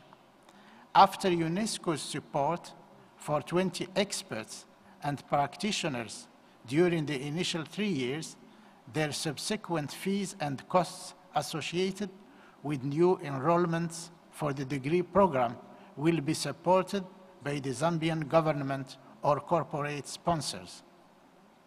Criterion A5, the Intangible Cultural Heritage Fund would cover 90% of the total project budget, with the state party providing the remaining 10%. Criterion A6, it is mandatory for every student to carry out a practical project together with the communities and for their benefit. With the knowledge and skills acquired through the degree program, beneficiary students will be able to produce inventories and develop safeguarding projects. The capacities of the communities are also expected to be reinforced. Criterion A7, the state party has so far benefited from international assistance from the Intangible Cultural Heritage Fund 2 times for the following 2 inventorying projects. Inventorying of proverbs of Lama community in Luango district of Zambia, contract under preparation, 2016-2017, for an amount of $24,999.90 US. Inventorying of the music and dance of the Lozi and Nkoya people of Kaoma district, contract under preparation, 2016-2017, for an amount of $24,928.30 US. These are implemented in accordance with UNESCO regulations. As for paragraph 10A, the proposed bachelor's program, degree program, in Intangible Cultural Heritage is national in scope and involves participants from all 10 provinces in Zambia. However, experts from other Southern African countries will also be invited to teach the subject in the future. Paragraph 10B, the project is nationwide in scope with the potential to expand beyond Zambia's borders. The University of Zambia is one of the first universities in the wider region to offer degree programs of this kind, and may attract students from different countries as well as sponsors to contribute to the sustainability of the program in the long term. Madam Chairperson, the evaluation body recommends that the committee approve the international assistance request from Zambia for the project entitled Strengthen the Capacity for the Safeguarding and Management of Intangible Cultural Heritage in Zambia, and grant the amount of $334,820 US to the state party to this end. The committee may invite the state party to seek the involvement of other collaborating institutions and organizations, including partners outside of the University of Zambia, in the implementation of the project, as a means to ensure transparency and greater impact. The committee may highlight the need for the state party to ensure that the outcomes of the project are sustainable beyond the completion of the first cycle of the degree program funded with this assistance. The committee may further invite the state party to use Form ICH for to report on the use of the assistance granted. Thank you, Madam Chairperson. Thank you, Mrs. Kunti, for this detailed explanation. The Bureau did not receive any requests for debate or amendments for this file. Oh, I see Santa Lucia. Please, you have the floor, sir. Thank you, Madam Chair. Madam Chair, just a question. A reflection on Uganda, we have just passed, and they were given assistance 5 times. Zambia has been given assistance 2 times. When the evaluation body considers a new request, do they have any information on the implementation of some of these other assistance that have been granted to them to contribute to the implementation status, the impact, the outcomes, what is happening with all these assistance that have been given to the particular one? And, do they have that kind of information to judge whether they should go ahead? That's my question. Thank you very much for the question. Can I ask Mr. Skunti to answer the question, please?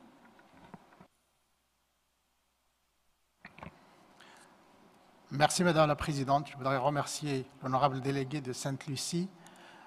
Ce que nous recevons comme information, ce sont les projets qui ont été, les demandes d'assistance internationale qui ont été soumises par l'État partie concerné, leur montant et les délais de leur exécution uniquement.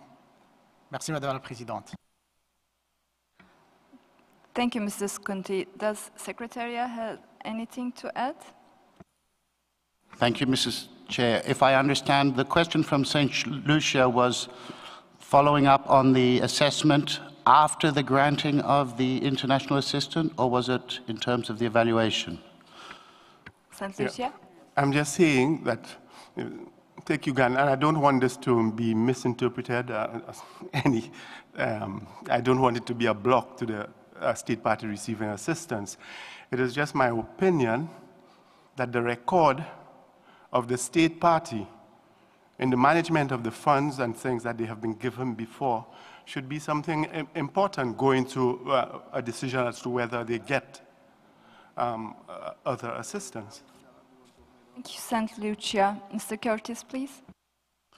Indeed, that part does come to the Secretariat, meaning once the Bureau, or sorry, in this case, the committee approves an international assistance when it's over 100,000, it is the Secretariat that manages the follow-up on the implementation.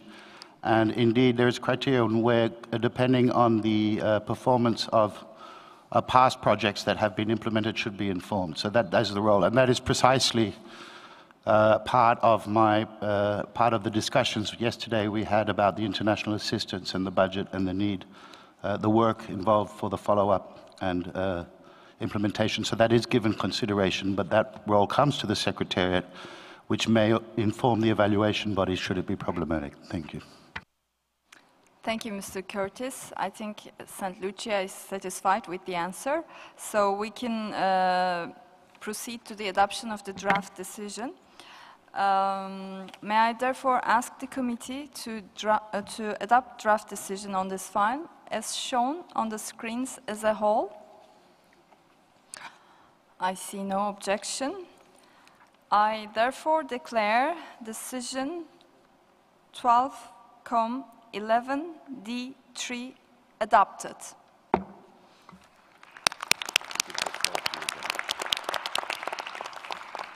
Congratulations, Zambia. The floor is yours for 2 minutes. Zambia, you have the floor. Thank you, Madam Chairperson. We start by congratulating you for chairing this session of the committee meetings. On behalf of the Zambian delegation, we'd like to thank the committee for approving our request for international assistance, a project on strengthening the capacity for safeguarding and management of the intangible cultural heritage in Zambia. The approval of the request will go a long way in building capacity in the area of intangible cultural heritage and in complementing government and private sector efforts at national, district, and community levels. The project will be fully supported by the Ministry of Tourism and Arts, that is responsible, the University of Zambia, where the training will be held, and the Institute of Economic and Social Research, that is highly involved also in the program for intangible cultural heritage, and the National Commission for UNESCO in Zambia. Once again, we thank the committee for approving our request. Thank you, Madam Chair.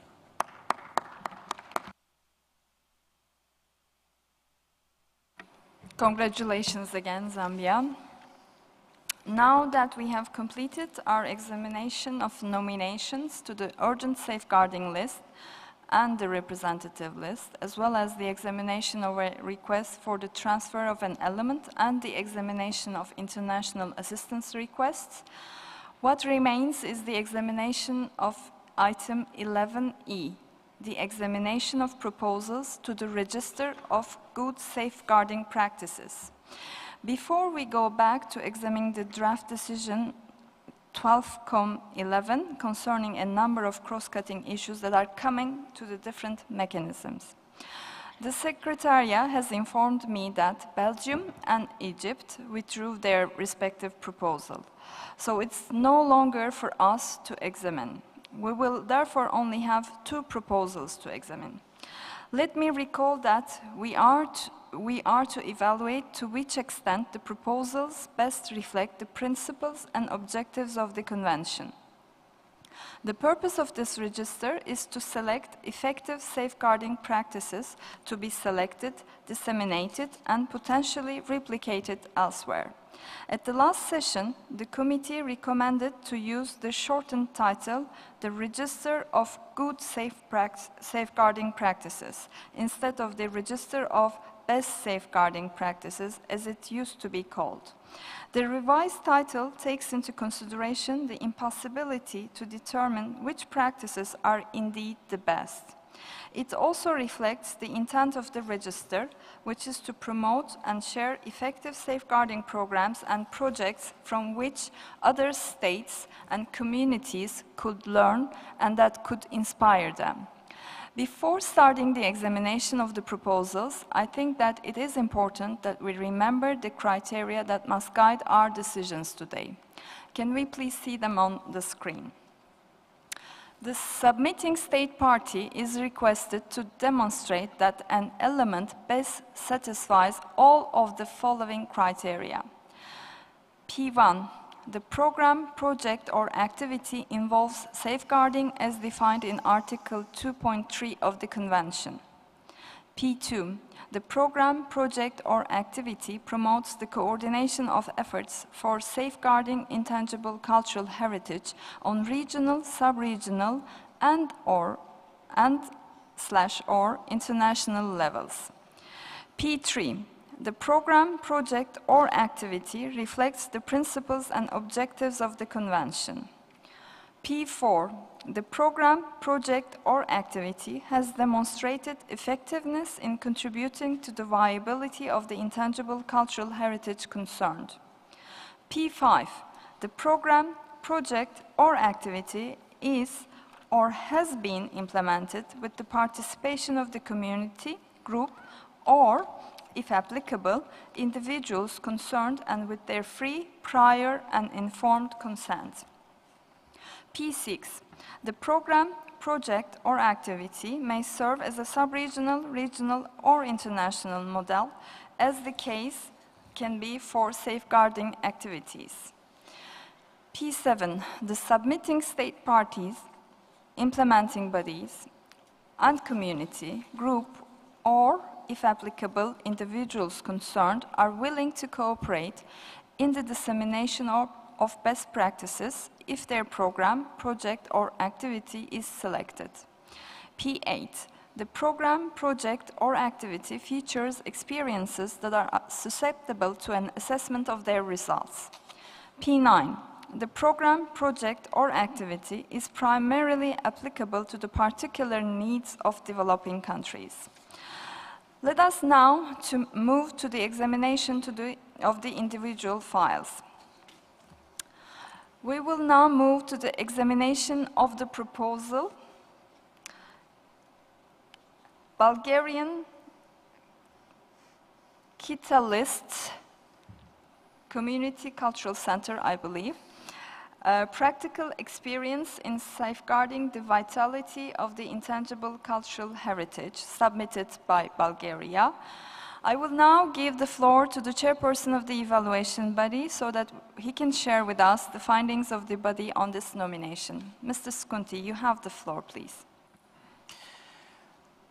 Thank you very much, Madam Chairperson. Bulgarian Chita-Lista are cultural community centers established since 1856. In accordance with Chita-Lista Act of 1996, Chita-Lista are non-governmental self-regulatory organizations. They perform cultural and educational activities aimed at safeguarding the customs and traditions of Bulgarian people, ensuring access to information, distributing knowledge, and familiarizing citizens with the values and achievements of science, arts, and culture. Chita-Lista are central to the process of transmitting intangible cultural heritage, with elderly members playing a key role in encouraging young people to get involved. From the information included in the file, the program responds as follows to the criteria for selection as a good safeguarding practice set out in paragraph 7 of the operational directives. P1. Although they were established as far back as in the 19th century as a way to cherish traditional culture and local customs, the Chita-Lista have adapted their actual operations for the purpose of applying safeguarding methods pertinent to intangible cultural heritage. Community members share common values between generations while implementing social and educational activities, festivals and exhibitions, documentation and archiving, and raising awareness about specific elements of the intangible cultural heritage. P2. While Chita-Lista centers operate as NGO structures, essentially at the local and national levels, they are also capable of operating at the regional and international levels. Cooperation with partner institutions from neighboring countries is indicated in the form, as well as with the Category 2 Center under the auspices of UNESCO based in Sofia, Regional Center for the Safeguarding of the Intangible Cultural Heritage in Southeastern Europe, with its regional reach. P3, Chita-Lista are inclusive and self-regulatory structures. They are established by communities and work primarily at the local level. Their objectives and activities relate to the safeguarding of local traditions and addressing cultural needs through awareness raising and educational activities, the dissemination of related cultural values, encouraging respect for the cultural diversity, and engaging increasingly in international cooperation. Activities for children also contribute to transmission processes. P4, the centers are widely supported across the country by the public authorities, institutions, and various audiences. Over the years, Chita-Lista have contributed to the safeguarding and transmission of intangible cultural heritage through various educational programs and the documentation and promotion of local traditions. The specific responsibilities of Chita-Lista include offering support to bearers of traditions and updating the national living human treasures system.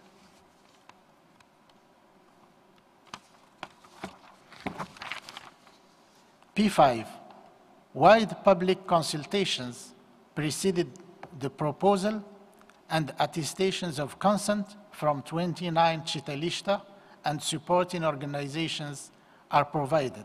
Community involvement is integral to the planning and operations of these local community centers, with community members participating voluntarily as organizers, participants, and audiences, often from an early age.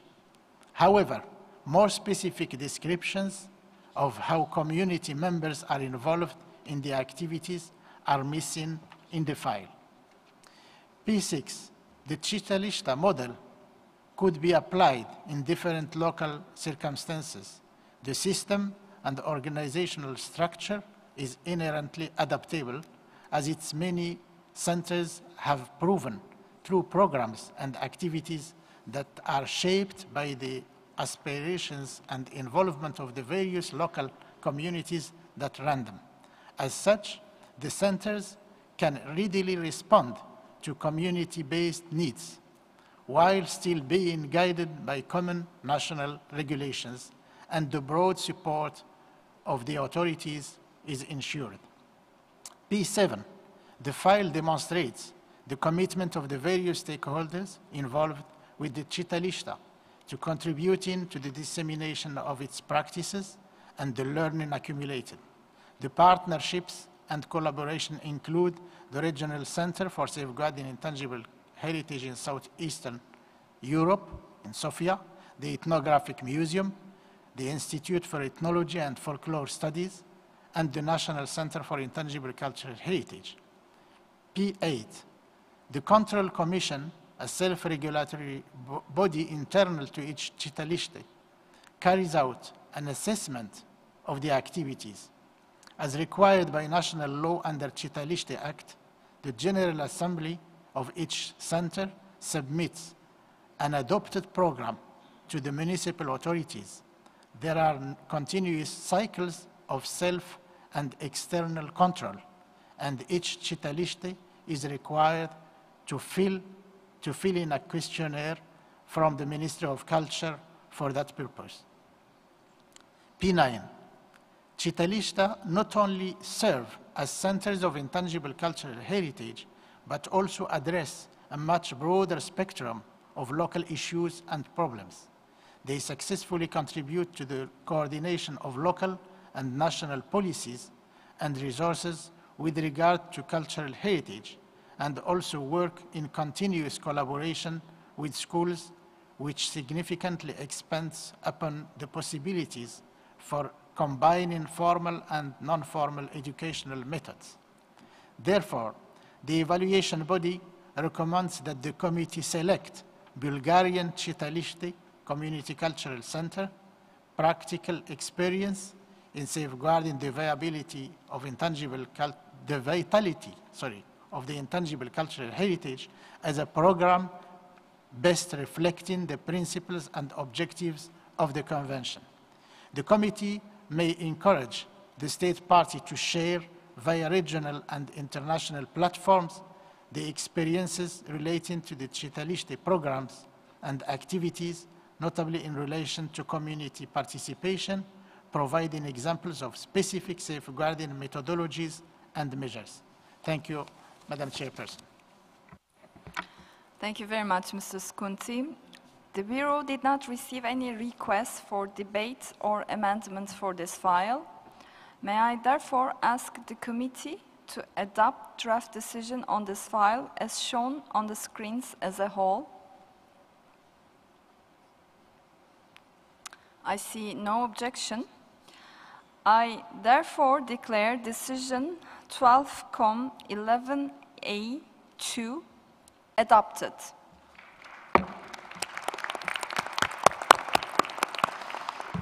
Congratulations, Bulgaria. You have the floor for 2 minutes. Thank you.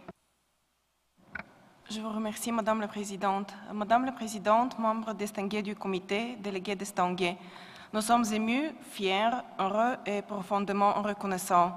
Nous exprimons aussi notre profonde estime à l'organe d'évaluation et aux membres distingués du comité pour les décisions positives sur l'inscription des chitalichta bulgares, expérience pratique de préservation de la vitalité du patrimoine culturel immatériel, qui démontre l'importance et la viabilité des centres culturels communautaires. Les chitalichta constituent un maillon clé du processus de transmission du patrimoine culturel immatériel en Bulgarie.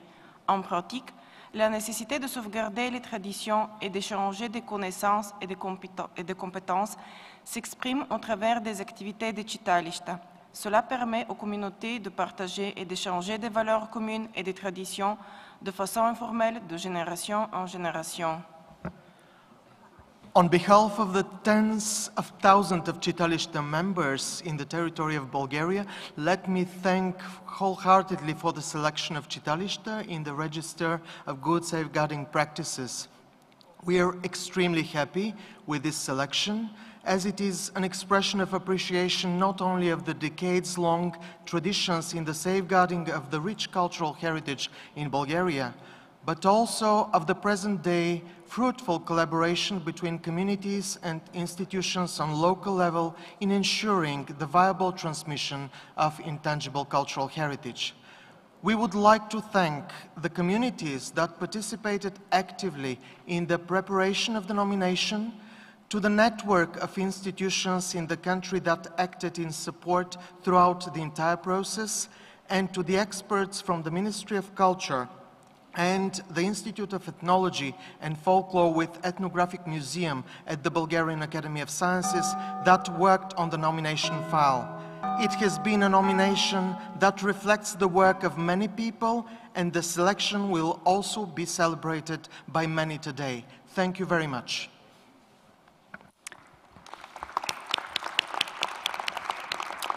Thank you very much, and congratulations once again. We will now move to the examination of the proposal, Marjolin Crafts Development Center, Safeguarding of the Atlas and Adras Making Traditional Technologies, submitted by Uzbekistan. I will now give the floor to the chairperson of the evaluation body so that he can share with us the findings of the body on this nomination. Mr. Skunti, the floor is yours. Thank you very much, Madam Chairperson. Historically, Marjolin was the center for making Atlas and Adras vivid and fine traditional fabrics. Traditional crafts went through turbulent times during the Soviet period. The Crafts Development Center was launched in 2007 in order to safeguard, develop, and promote the method of Uzbek traditional Atlas and Adras making, mainly through transmission and promotion of the skills. The success of the program stems from its focus on a spirit of partnership with local communities playing a key role in its initiatives. From the information included in the file, the program responds as follows to the criteria for selection as a good safeguarding practice set out in paragraph 7 of the operational directives. P1, the program arose from the urgent need to revitalize the craft techniques and practices. It involves awareness-raising activities and transmission at various levels, adopting an inclusive approach for different social groups. In particular, it supports intergenerational non-formal transmission with a focus on involving young people and promoting sustainable production through the use of natural fabrics and dyes. P2, while the Marjolin Crafts Development Center mainly operates at the national level, ICAT craftsmanship is also promoted at the international level through such activities as exhibitions, craft fairs, and international festivals. Moreover, the center also connects craftspeople with art connoisseurs, fashion designers, and markets in general. P3, the center's mission includes safeguarding traditional Atlas and Adras making as a practice of intangible cultural heritage, ensuring respect for the element, for this element of cultural heritage and its bearers, raising awareness about its importance and promoting respect for diversity and human creativity. It also encourages sustainable development based on heritage values that boost self-employment and the generation of income, as well as the inclusion of youth. P4, the Center has made a significant contribution to various safeguarding measures, all of which have an important social impact. Its activities also include the revitalization of the traditional processes of silk production, dyeing, and other aspects of the Atlas and Adras production process, along with the development of non-formal master-apprentice training, master classes, and the production of educational materials. P5, the local community first launched the campaign for the foundation of the Center of the Crafts Development Center, supported by the government and civil society organizations. The process of preparing this proposal also involved the communities concerned at all stages. A large number of documents are enclosed as evidence of the free, prior, and informed consent. P6, the file shows how an efficient public-private partnership scheme can be established for the safeguarding of cultural heritage. The project is a community-based initiative supported by the state and other partners. In particular, the activities aimed at income generation and sustainability could provide a model beyond Uzbekistan. However, there is a concern over the hierarchical nature of the working relationships between the different stakeholders within the Crafts Development Center. P7, the Crafts Development Center has established professional relations with craft workshops across the country. Moreover, the masters of the Crafts Development Center visit foreign countries and eagerly transmit their knowledge and organize master classes and training activities. The practice is also disseminated through festivals, exhibitions, and craft fairs. P8, regular assessments carried out which comprise both qualitative and quantitative data include monitoring annual reporting to public agencies and specialized associations and evaluations by partnering agencies. Continual quality control standards are also applied to the Crafts Development Center's products. P9, the Crafts Development Center has developed within a context of social transition and has addressed many issues that are often pertinent to developing countries. The project can be considered as a model for social entrepreneurship, such as in light of the inclusion of youth, assistance for vulnerable groups, the revitalization of cultural heritage, and sustainable development.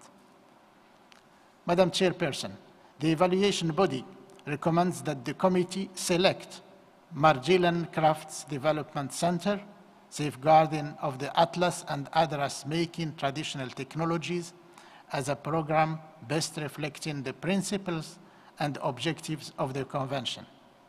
The committee may invite the state party to ensure that the working relationships and conditions in the Margilan Crafts Development Center are fully in line with the ethical principles of safeguarding intangible cultural heritage. Thank you, Madam Chairperson. Thank you very much, Mr. Skunti. The Bureau did not receive any request for debate or amendments for this file. May I therefore ask the committee to adopt draft decision on this file as shown on the screens as a whole.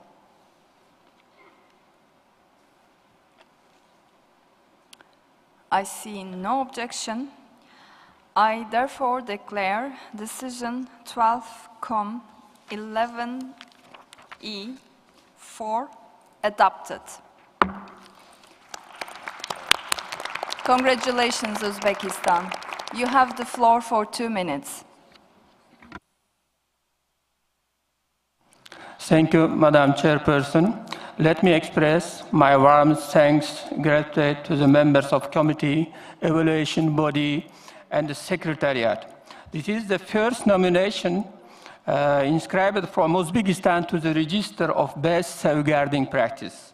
I am sure that the inscription of the element Margilan CDC will allow the community to take greater ownership of the practice, as it will greatly inspire and encourage the knowledge bearers as well as the government and its institutions to become more involved in safeguarding this invaluable craftsmanship. Its inscription is the recognition of the identity of thousands of craftspeople in Uzbekistan and will reinforce our national identity, pride, and dignity. Thank you very much. And kamsahamnida, merci beaucoup, shukran jazilan, tashakkur ederim. Thank you again.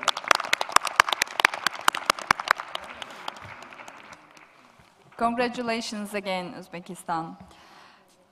Dear colleagues, we have completed the examination of 45 individual files under items 11A, 11B, 11C, 11D, and 11E. And we are ready to go back to the general debate concerning the report of the evaluation body under item 11. I will now open the floor for the general debate for committee members. The floor is yours, committee members. Are there anyone who wishes to take the floor?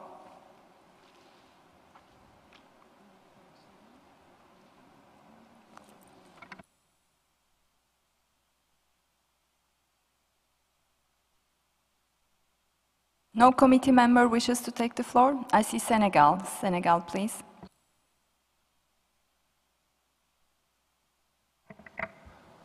Merci, Madame la Présidente.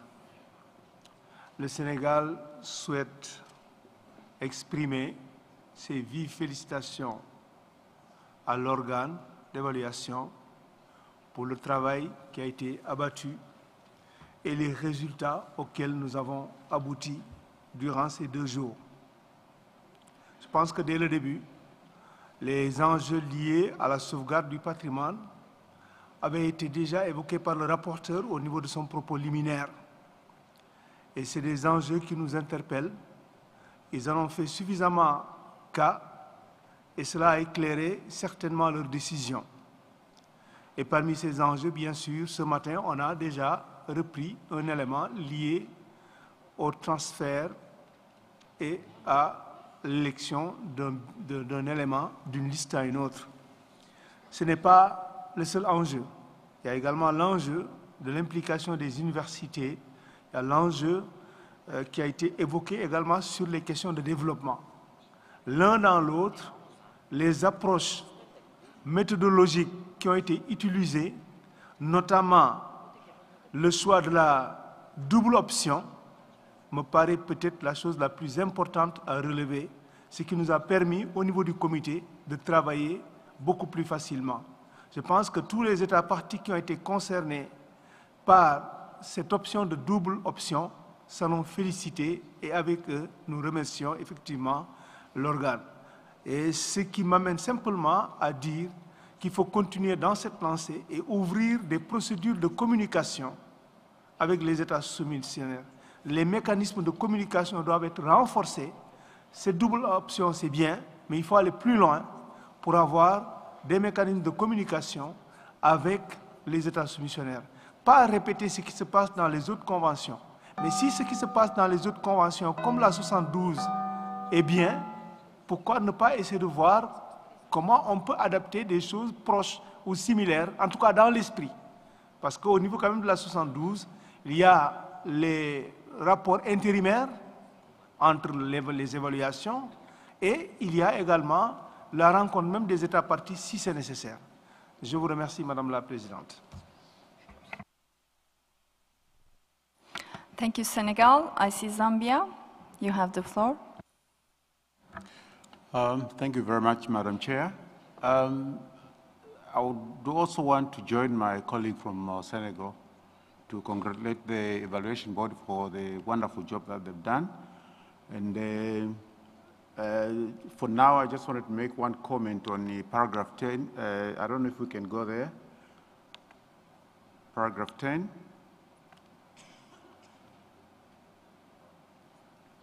We're still not yet at the decision. We're on the general debate. If you have any general comments to make, you please proceed. Okay, then maybe I can skip that and wait for the time when we'll go to the decision. Okay, thank you very much, thank Madam you. Chair. Thank you. Thank you.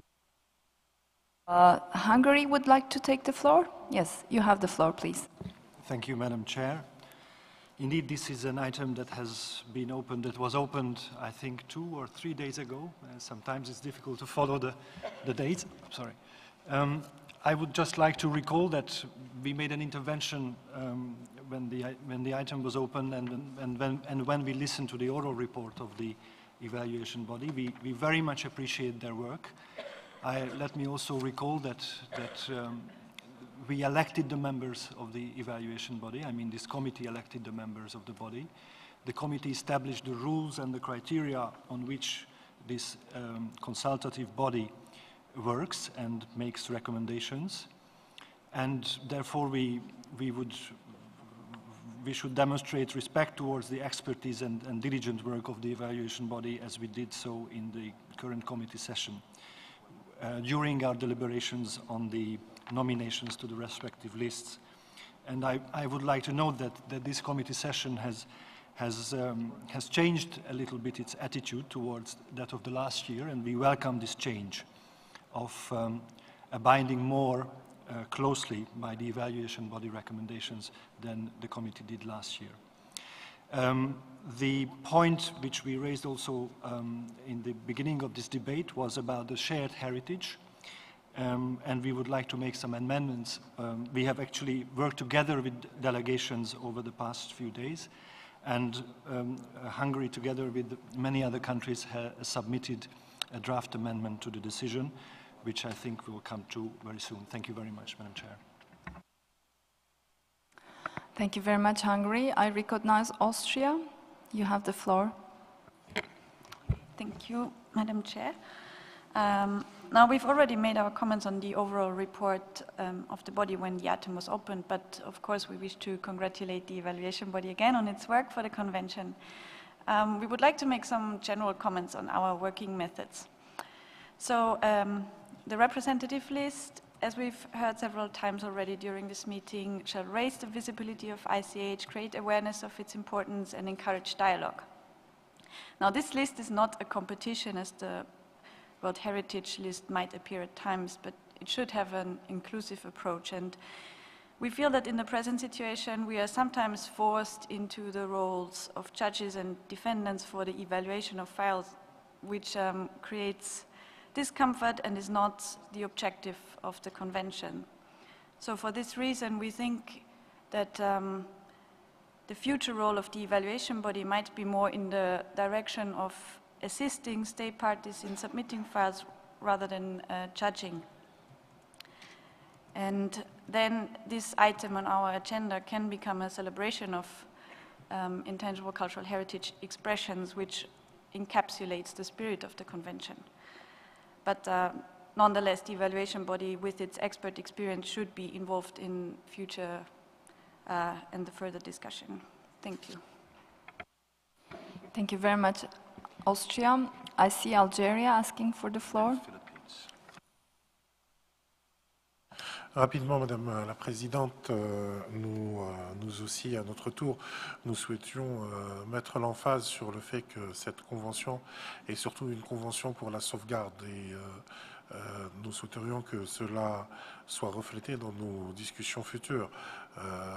Il est clair que nous avons un organe d'évaluation et que nous lui avons donné mandat pour évaluer les dossiers présentés à la liste représentative et aux autres listes, mais comme l'ont signalé beaucoup de délégations, effectivement, il faut penser à faire aussi de la capacity building, du renforcement des compétences et d'assister les États soumissionnaires qui ne le peuvent pas ou qui n'ont pas les moyens à faire part de leurs expériences et les aider à travers la préparation non seulement des dossiers, mais aussi la sauvegarde de leur patrimoine. On parle souvent de la liste représentative, mais on oublie aussi la liste des meilleures pratiques qui, à notre sens, au fil des années, est en train de se transformer en liste des meilleures pratiques des pays qui en ont les moyens. Car il s'agit beaucoup de moyens et on oublie que d'autres pays ont de très bonnes pratiques mais qui n'arrivent pas à les mettre en valeur faute de moyens. Donc il ne faut pas que cela passe à une convention à deux vitesses avec une liste de représentatifs et une liste pour les pauvres et une autre pour les riches, où on dirait que certains ont le moyen de présenter des meilleures pratiques et de mettre beaucoup de moyens dans ces meilleures pratiques et d'autres qui ne l'ont pas. Je vous remercie, Madame la Présidente. Thank you, Algeria. I recognize Philippines. You have the floor. Thank you, Madam Chairperson. We'd like to congratulate you on the efficient way you're managing our discussions this morning. And just a few general comments on the files that we've looked at under this item. Firstly, regarding the element about synergies, when we discussed that under the Mongolian file, our delegation is presenting an amendment to the draft decision about this, as was agreed earlier. And then regarding the discussion under the UAE element that was inscribed, we just wish to note that in the operational directives, there's no clear definition of what precisely an element is, and we would just like to note that perhaps the committee would like to reflect on this for the future, to have more precision and to avoid, having discussions on what is the scope of an element, or if, what we're talking about is in a different file or a similar practice in a different region. So we note that the committee has had discussions on this, and perhaps it would be good to reflect and to review and revisit some of the discussions made.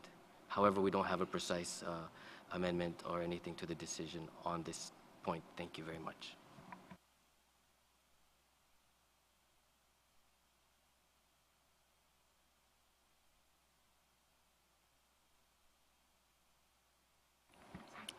Thank you, Philippines. I think the Secretariat noted your remarks. So I see no committee members. Are there any observer? Turkey would like to take the floor? Sorry, Turkey, you have the floor. Thank you, Madam Chair. As a matter of fact, we have already shared our comments with the evaluation body 2 days ago. We just want to remind you that we will have some amendment proposals regarding the evaluation body's observations for some of the elements that are shared by different communities, and importance of multinational files and so on. It will be regarding Para 8. We will come back to that at a later stage, I guess. Thank you. Thank you, Turkey. Côte d'Ivoire, you wanted to take the floor? Please. Merci, Madame la Présidente. La Côte d'Ivoire fait sienne les félicitations adressées à l'organe d'évaluation quant à la qualité du travail abattu. Nous saluons également l'initiative de la double option qui a permis de faciliter les travaux du comité. Et également, nous en appelons également aux États parties soumissionnaires des candidatures d'apporter les informations nécessaires. Et cela renvoie un peu à l'option, aux initiatives, aux réflexions que nous avons déjà engagées, peut-être que nous allons discuter tout à l'heure, quant à l'instauration du dialogue entre l'organe d'évaluation et les États membres, pour éviter qu'il y ait certaines contradictions ou certaines difficultés quant à l'examen de certaines candidatures qui sont portées à l'attention du comité, afin d'éviter que nous soyons mal à l'aise quant au traitement de certains dossiers. Merci. Thank you very much, Côte d'Ivoire. I see St. Lucia asking for the floor. Please. Thank you, Madam Chairman. Let me add my voice to the voices of the rest of my colleagues and congratulating the evaluation body for a job well done, and to note the development in our attitude towards the work of the evaluation body, very, very positive and progressive, and to encourage that. Just permit me for another reflective note on our work in this area of intangible cultural heritage. I mean, last year we were faced with some issues in relation to the place of politics in this, and this year again there was an issue that flared up, and just to share that it strengthens my conviction and confidence that this area of our work has a lot to teach to the other areas of work in the UN and in the United Nations.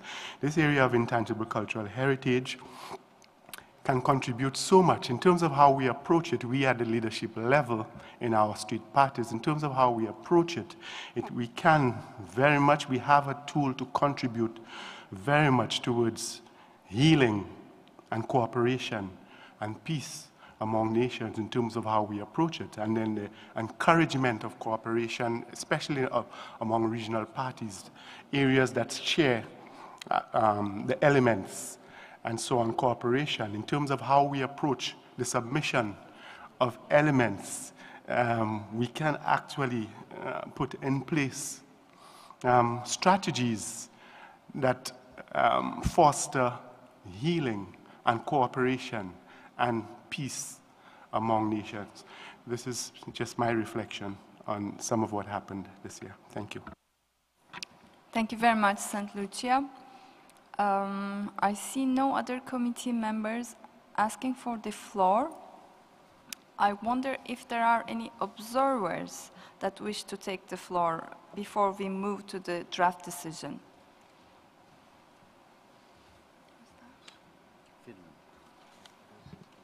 I see Finland. You have the floor, please.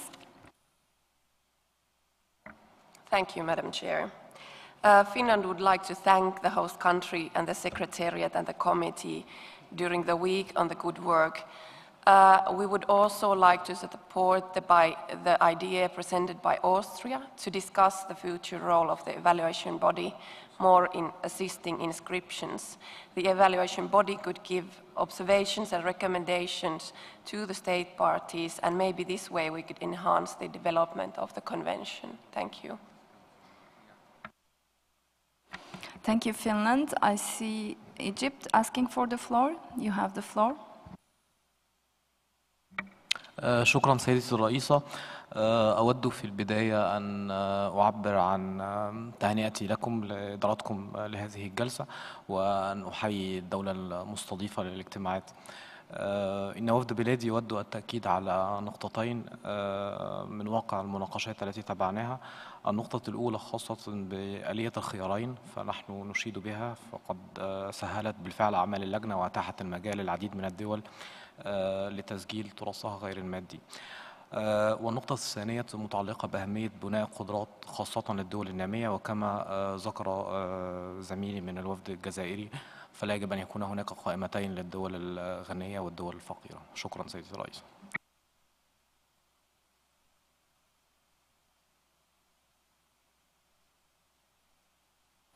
Thank you very much, Egypt. I recognize Indonesia asking for the floor.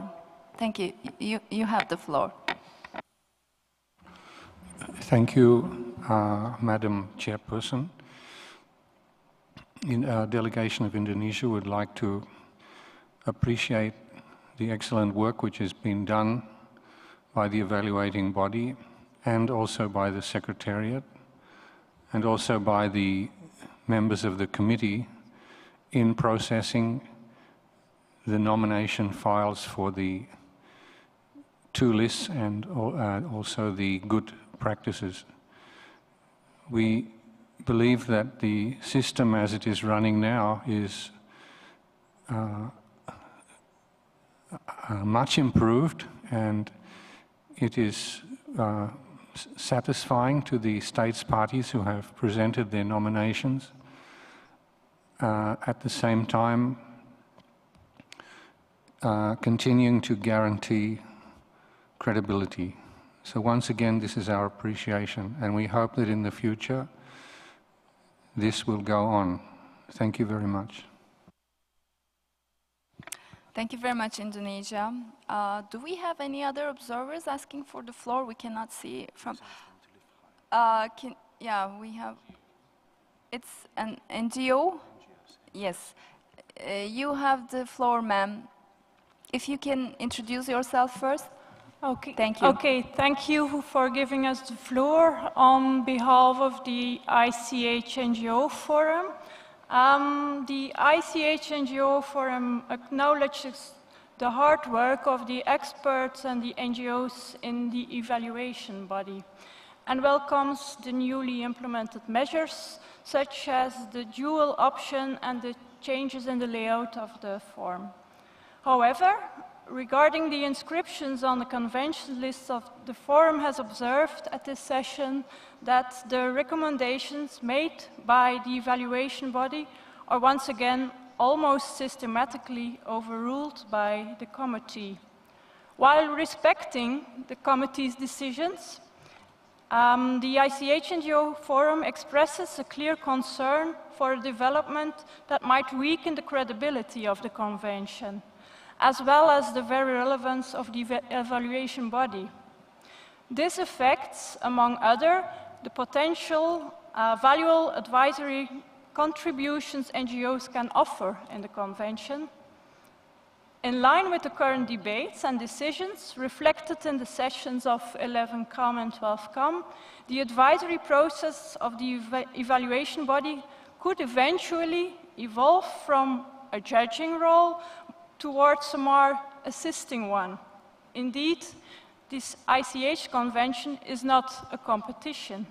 Its objectives and beauty reflect an including approach. Thank you, Mr. Chair.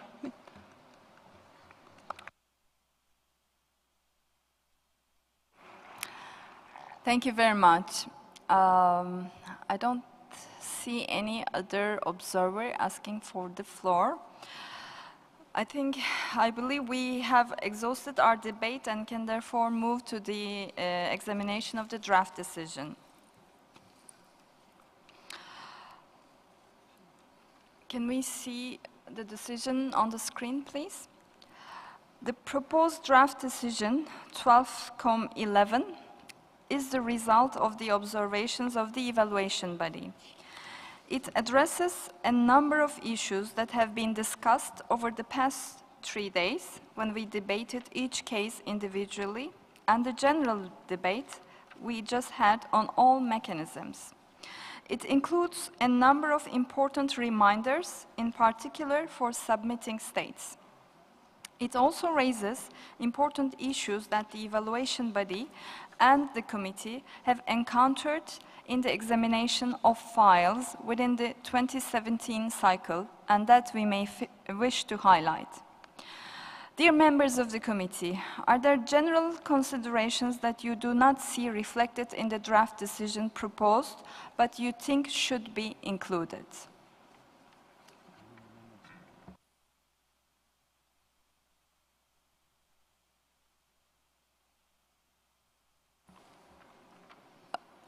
I see Palestine, but first let me just inform the committee that we have received 3 amendments to the Secretariat with regard to the draft decision under consideration. Palestine, you have the floor. Thank you, Madam Chair. Very quickly, I was just about to ask you if it is possible to proceed paragraph by paragraph. Thank you. Yes, thank you.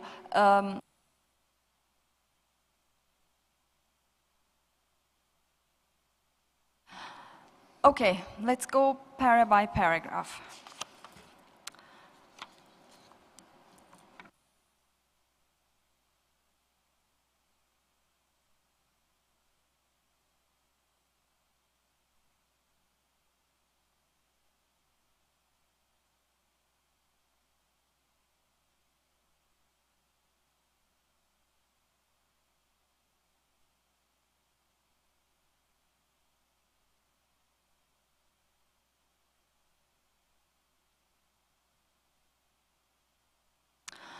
Okay, let's go para by para. Paragraph 1, recalling the operational directives. Is there any objection from the committee? I see no, so it is therefore adopted. Para 2, citing the documents we have examined. Any objection to that? I see none. It is adopted. Para 3, which express satisfaction with the work of the evaluation body. I don't see any objection, I believe. So it is adopted. Para 4, which takes note of the observations made during the course of the 2017 cycle. Any objection to that? I see none. It is adopted. Para 5, which recalls the previous decisions of the committee. Any objection to that? I see no objection. Para 5 is adopted. Paragraph 6, which appreciates the benefits brought by the referral option.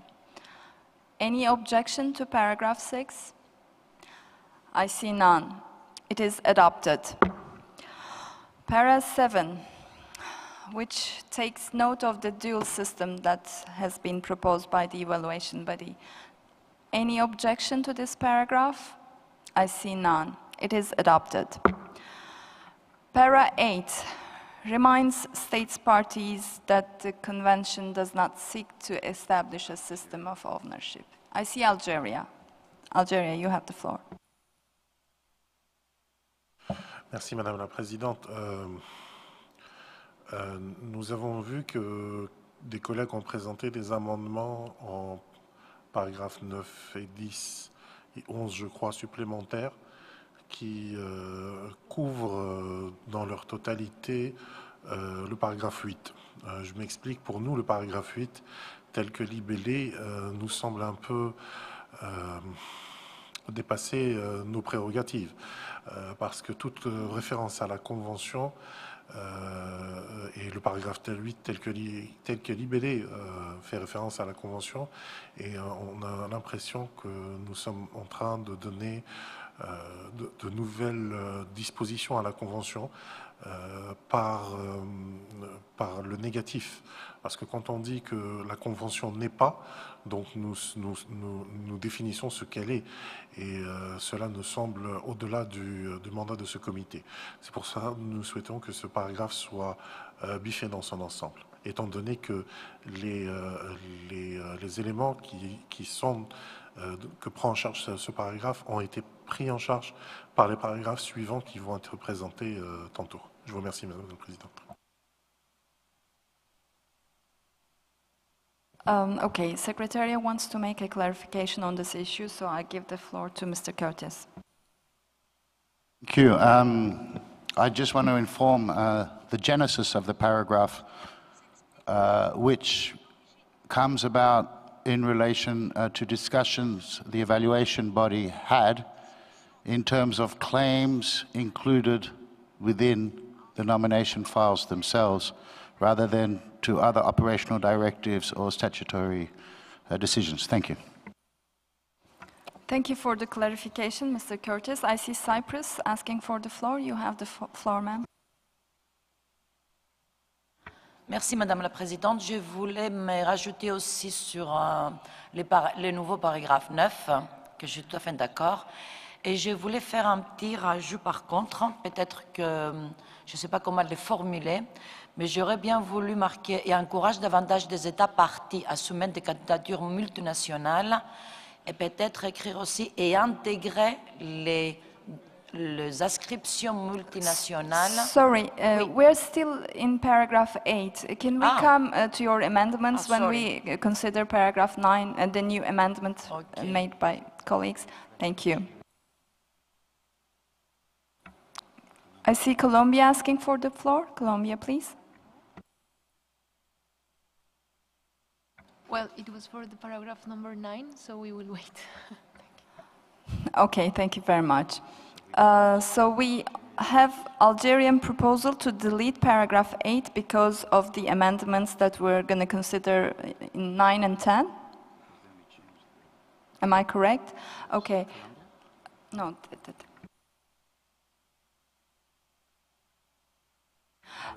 Palestine would like to take the floor. You have the floor. Thank you, Madam Chair.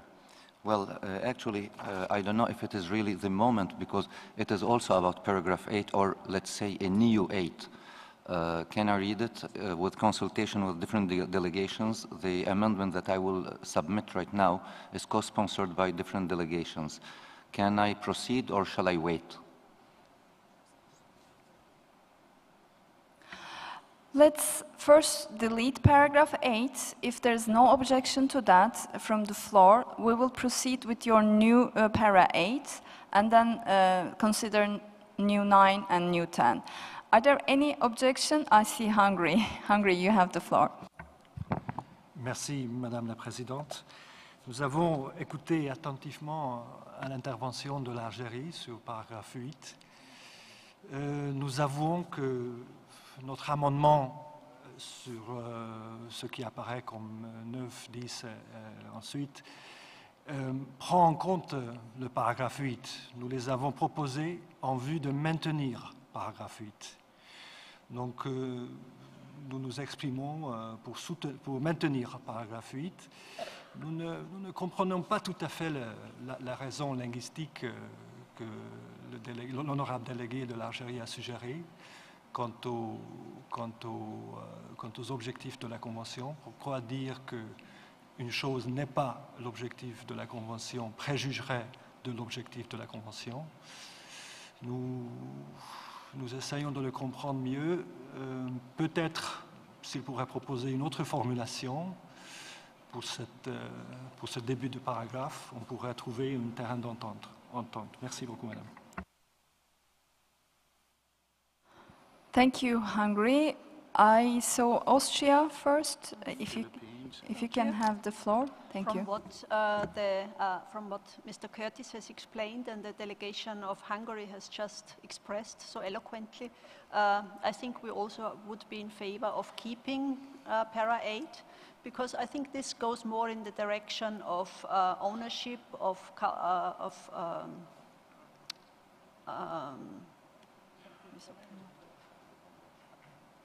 of ownership, and the other one is more on a geographical issue, so I'd rather keep it. Thank you. So Algeria and Hungary would like to keep para 8. Could Secretariat reflect it on the screen? And I give the floor to Philippines. Thank you. Thank you, Chair.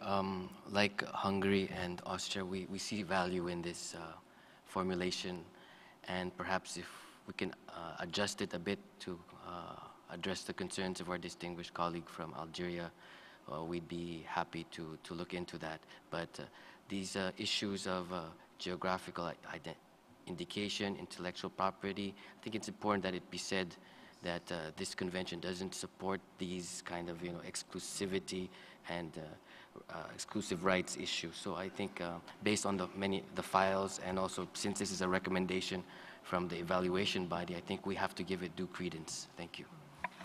Thank you, Philippines. So we now have Austria, Philippines, and Hungary in favor of not deleting the paragraph. I give the floor to Cuba, followed by Turkey. Cuba, you have the floor. Merci, Madame la Présidente.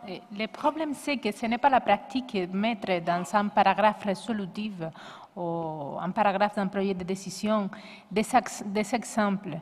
Et pour moi, ce n'est pas la façon qu'on travaille normalement quand on fait la rédaction d'un projet de résolution.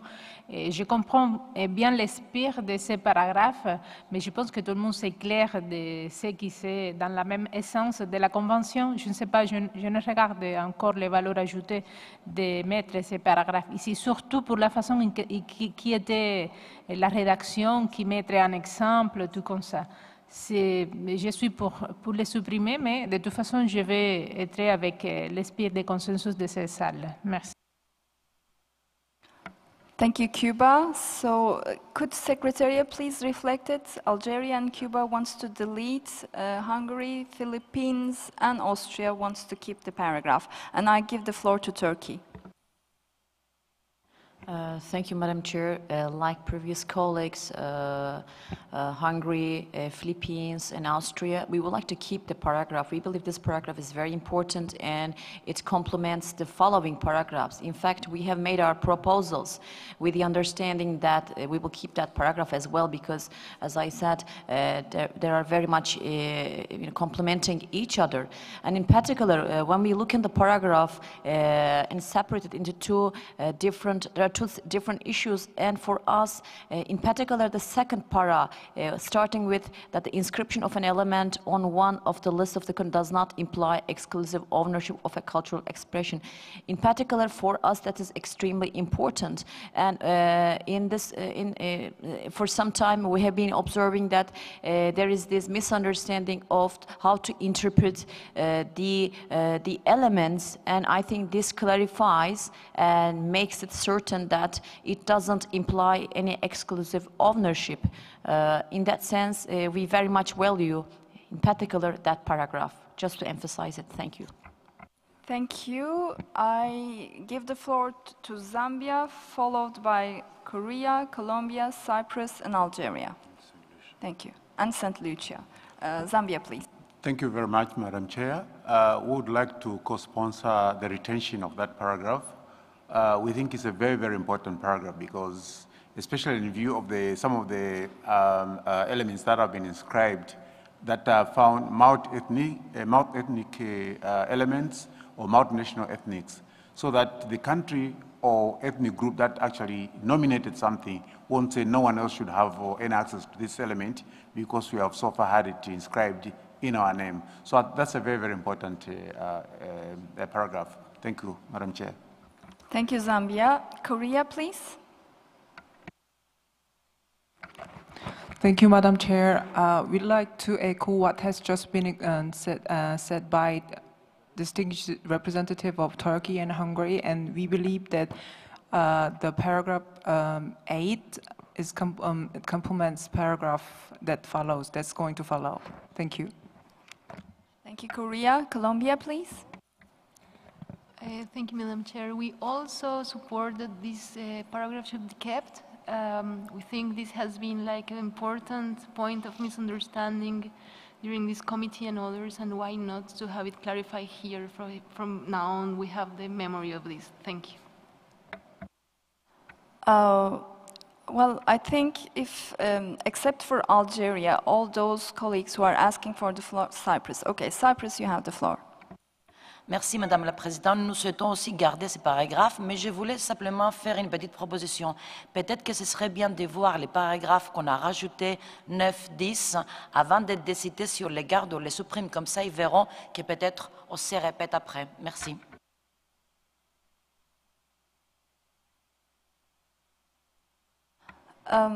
I think it's a good proposal, but let's first ask, I think Cuba said that she will be going along with the consensus if there is a general tendency to keep the paragraph. Can we seek Algeria's flexibility again? Je vous remercie. Okay, after Algeria, I will give the floor to Hungary. First Algeria, Je vous remercie, Madame la Présidente. Nous ne sommes pas contre l'esprit de ce paragraphe. Au contraire, nous sommes avec les paragraphes qui viennent après, qui développent l'esprit qu'il y a dans ce paragraphe. Toutefois, nous sommes pour un parallélisme des formes. Nous sommes le comité. Nous ne sommes pas l'Assemblée générale et nous ne sommes pas le comité de rédaction de la Convention. Donc, permettez-moi de lire l'article 1er de la Convention, qui dit « but de la Convention ». Donc, dans les buts de la Convention, on a petit a, la sauvegarde du patrimoine culturel immatériel, petit b, le respect du patrimoine culturel immatériel des communautés, des groupes et des individus concernés, petit c, la sensibilisation au niveau local, national et international à l'importance du patrimoine culturel immatériel et son appréciation mutuelle, et petit d, la coopération et l'assistance internationale.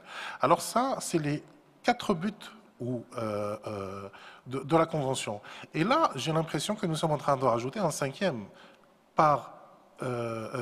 en définition par le fait est qu'on dit ce que n'est pas la Convention. Moi, j'ai appris ça à l'école, quand on veut définir quelque chose, où on dit ce qu'il est ou ce qu'il n'est pas. Et là, nous sommes en train de rajouter une cinquième. Donc, toute référence à la Convention dans ce paragraphe-là nous gêne énormément. C'est pour ça que nous avons souhaité le biffer, tout en sachant qu'il est repris quasiment mot pour mot dans le 9 et le 10. On peut voir, si vous le souhaitez, le 9 et le 10 avant le 8, mais pour nous, cela est redondant. Et encore une fois, nous sommes extrêmement flexibles, nous sommes pour le consensus, mais nous ne sommes pas pour une redéfinition de la Convention. Nous sommes le comité. Je vous remercie. Thank you very much, Algeria. Well, I think Secretariat has a clarification that might help, if you allow me. After that, I will give the floor to Hungary. First, you want? Okay, Hungary first. Thank you very much, Madam, and sorry for insisting on taking the floor again. I very much appreciate the flexibility of Algeria. I think we have detected the problem. The English and the French is not the same. The English says, reminds states parties that the convention does not seek to establish, etc., whereas the French includes the word objective. And I think our Algerian colleague was working mainly on the French this time. Alors, je vais m'exprimer en français par la suite. Donc, je voudrais proposer qu'on aligne le texte français sur l'anglais cette fois-ci. Rappelle aux États parties que la Convention ne cherche pas ou ne vise pas d'établir un système, etc. Ne vise pas ou peut-être ne vise pas sera plus éloquent. Merci, Madame. Thank you, Hungary. This was exactly what the Secretariat wanted to explain. Thank you. I'll give Mr. Curtis for the clarification. Indeed, with apologies, the text was drafted originally in English. We do send them then to translators, and we sit down and do concordance checks, and occasionally we miss something. And I wonder if this is the issue. Indeed, the original text was not the objectives of the convention, but the convention doesn't seek to. Thank you. So now, with this correction, is Algeria agreeable to keep the paragraph 8? Je vous remercie pour la tentative d'explication. Effectivement, en français, c'est encore plus criant qu'en anglais, mais l'explication reste la même, Madame la Présidente, je suis désolé. Nous sommes en train de définir quelque chose par la négatif. Nous sommes en train de dire ce qu'il y a par ce qu'il n'y a pas. Et je suis désolé, mais on peut demander au legal advisor, mais avant d'en arriver là, je souhaiterais qu'on voit le 9 et le 10, voir les éléments qui sont repris du 8 au 9 et au 10, et par la suite, on pourra juger. Mais pour nous, aujourd'hui, dans le texte tel qu'il est libellé aujourd'hui, faire référence à la Convention et faire dire à la Convention ce qu'elle est ou ce qu'elle n'est pas par le comité n'est pas de notre mandat. Nous ne sommes pas l'Assemblée générale et nous ne pouvons pas faire dire à la Convention ce qu'elle est ou ce qu'elle n'est pas. Toute référence à la Convention dans une décision comme ça établirait un précédent. Et tel est notre souci. Nous ne sommes pas contre et encore une fois, je le répète, nous sommes pour le nouveau paragraphe 9, nous sommes pour le nouveau paragraphe 10, et nous sommes pour l'esprit du 8, mais nous ne sommes pas pour une redéfinition de la Convention. Je vous remercie. Okay, so let's take up the proposal made by Cyprus and let's consider 9 and 10, maybe in its entirety, or let's first suspend 8, go first 9, 10, and then come back to 8. Would that be agreeable to the committee members? I think so. Okay, so paragraph 9. Can I ask the co-sponsors maybe to explain the rationale behind it, to introduce the paragraph? Hungary would like to take the floor? Okay, Hungary. Thank you very much, Madam Chair. Very briefly indeed, because I understand that we are towards the end of our morning session. I would like to go back to what our distinguished colleague from St. Lucia said this morning. This is indeed the spirit of this paragraph and of the rest of the paragraph, that this convention and the implementation of this convention and of the listing mechanism should contribute to peace, cooperation, and where possible healing regionally and even among nations, and that the intangible cultural heritage is indeed where cooperation and sharing of experience can prevail. The case of shared intangible cultural heritage is something that we could observe even today in many nominations, in multinational nominations, and in the welcoming of further extensions of already inscribed elements by certain states parties. And we would further encourage this procedure and this approach to the convention of nominating as much as possible shared intangible cultural heritage in the form of multinational nominations. Thank you, Madam Chair. Thank you, Hungary. I see Philippines asking for the floor. Thank you, Chair. We'd like to add our name to paragraph 9, please. Thank you. Thank you. St. Lucia, followed by Cyprus. Thank you, Madam Chair, and thank you, Hungary, for virtually eloquently saying what I had to say. Paragraph 8, and in response to Algeria, I don't think we are trying to add an objective to the convention. I think we are doing something that we have been doing over and over, interpret the spirit of the convention. The spirit, and the word keeps coming up over and over again, the spirit of the convention, which is not actually written in exact words throughout, and which is not. We ourselves have to together cooperate, share wisdom, and interpret what is the spirit that we are trying to define from the words that we put down, and it will not be put down. And that, I think that is what paragraph 8 is doing, and I would support that it works in conjunction with all of these amendments, and I want to add St. Lucia's name to the sponsoring of 9 and 10 and 8 if it wasn't there before. Thank you, St. Lucia. Cyprus, please. Merci, Madame la Présidente. Je crois que j'ai donné un rajout au paragraphe 9 au secrétariat, mais je ne le vois pas apparaître sur les écrans. J'ai rajouté à la fin, sur le territoire de plus d'un État partie, de rajouter et de soumettre des demandes d'inclusion aux éléments déjà inscrits. Je ne sais pas si la formulation elle est très correcte. Ça veut dire qu'un État membre il peut inclure un dossier déjà multinational, qui pour moi est indifférent. Merci.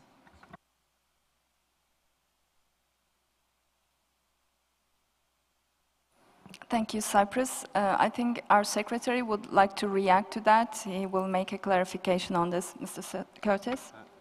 Certainly not to. I'm just to inform that mechanisms for joining multinational files do exist, and cases have happened. So they do already exist. Thank you. Cyprus? Mais bien sûr, on le sait que ça existe. On veut les encourager d'autres États d'intégrer déjà l'inscription d'un dossier multinational. Je vais donner un exemple pour être plus clair. Il a déjà l'Indiette méditerranée qui est inscrite. Nous sommes 7 pays que déjà on a sur ce dossier. Si un autre pays vient intégrer ce dossier, qui peut le faire? C'est ça que je voulais un rajout sur ça, pour que ce soit plus clair. Thank you, Cyprus. Afghanistan, followed by Austria, Algeria, Colombia, Senegal, Côte d'Ivoire. Afghanistan, please. Merci, Madame la Présidente. Je voudrais aussi rejoindre les propositions pour le 9 et le 10. Merci. Comme co-sponsor.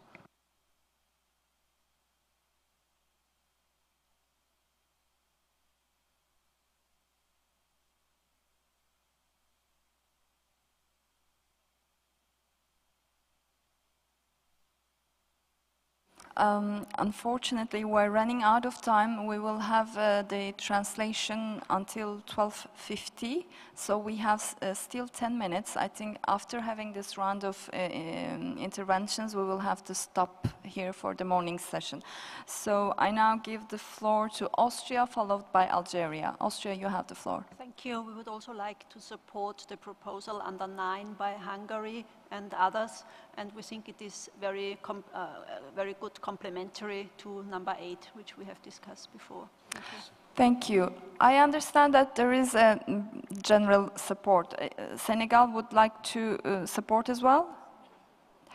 Otherwise, I will give the floor to Algeria, because Algeria was concerned with regard to para 8, 9, and 10. Would you like to co-sponsor, or do you have any different comments to make?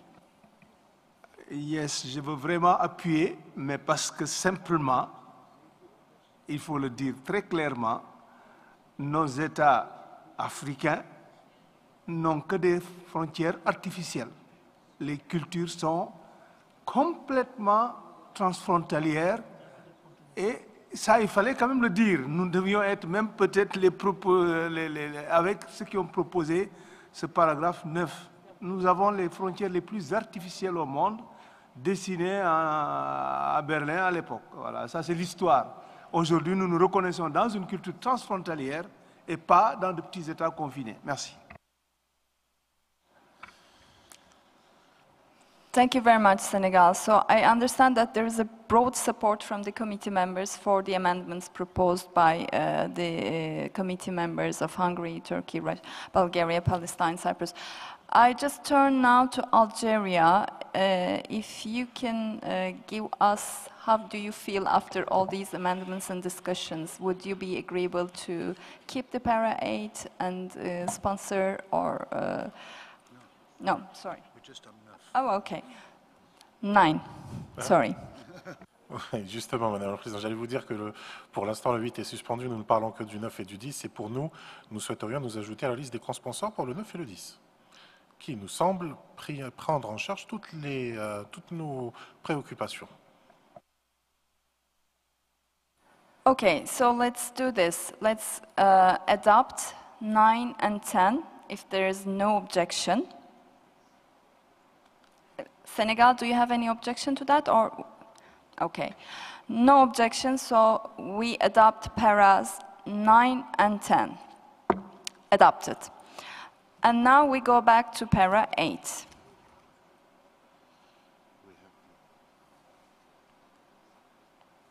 Five more minutes.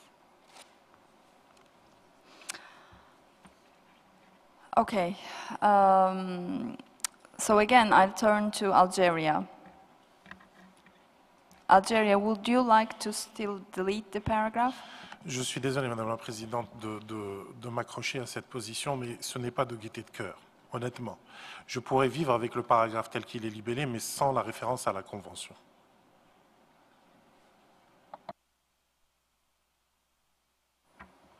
Okay, thank you very much. The Secretariat wants to make an explanation. I will give the floor to Mr. Curtis. It's not really an explanation, but I'd just like to draw attention to Article 3 of the Convention, relationship to other international instruments, particularly B. Nothing in this convention may be interpreted as affecting the rights and obligations of state parties deriving from any international instrument related to intellectual property rights or to the use of biological and ecological resources to which they are parties. Thank you. Thank you very much, Mr. Curtis. I see Guatemala asking for the floor. Ambassador, you have the floor, please. Thank you very much, Madam Chairperson. Just briefly, obviously we support the proposal and the spirit of the proposal. I just heard that our colleague from Algeria said that he would not like to listen to any reference to the convention. I don't know if it could help to the works of this committee just to say, reminds state parties that the works of the committee do not seek to establish a system. I don't know if it agrees, if we don't refer to the convention, but if we refer to the works of the committee, is it okay for Algeria? I don't know. Thank you, Ambassador. Algeria, you have the floor. On remercie notre collègue du Guatemala et nous pensons que nous tenons quelque chose là qui pourrait éviter qu'on passe des heures sur ce paragraphe. Je souhaiterais juste un peu renforcer le langage qu'il nous a proposé. Rappel aux États membres, que les inscriptions sur les listes du patrimoine et le reste sans changement. Does not seek, establish, ne cherchent pas ou ne sont pas un système de propriété, etc., etc. Parce que ça, c'est la finalité. Mais on ne va pas à la Convention et lui faire dire ce qu'elle ne dit pas ou ce qu'elle dit. Je vous remercie. Thank you very much. I think we may be able to find a common ground here.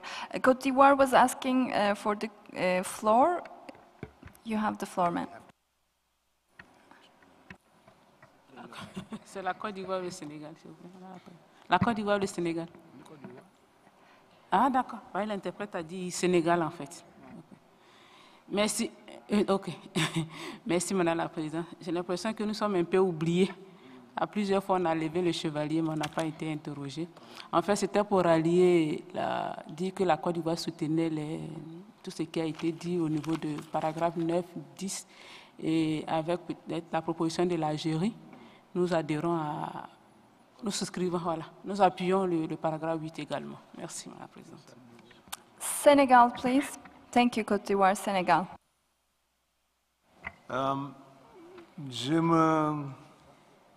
Ça me convient peut-être cette nouvelle proposition, mais je pose quand même une question. Est-ce que le comité, les États membres, dans leurs travaux, ne peut pas se référer à la Convention? Ce n'est pas peut-être une Bible, mais quand même c'est la Convention qui nous guide dans nos réflexions et dans nos actions. Je peux comprendre ce que l'Algérie dit parfaitement pour ne pas faire dire à la Convention ce qu'elle n'a pas dit. Mais si nous voulons renforcer ce que la Convention a dit dans une décision, on peut référer à la Convention. Je crois. Je vous remercie. Thank you, Senegal. I think after Philippines, we have to stop because we will not have any translation, and we will continue in the afternoon with Para 8. Philippines, please. Thank you, Madam Chair. I think we're very close, and with the new proposal of our distinguished colleague from Algeria, we can go along with this because I think that is, in fact, the purpose of the original 8. So we can go along with the compromise formulation. I think perhaps this could be adopted already. Okay. Thank you, Philippines. Let's get back to this after lunch with the proposed amendments from Algeria. But I think before we close the morning session, the Secretariat wants to make an announcement. Mr. Curtis, you have the floor.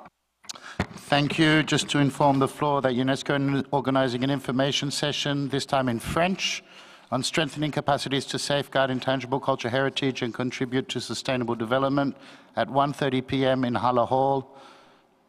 Also, delegations from Electoral Group 5A Africa have said they will meet at 1:30 p.m. in room 201A. Thank you. Thank you, Mr. Secretary. The meeting is adjourned. We are meeting again promptly at 2:30 p.m.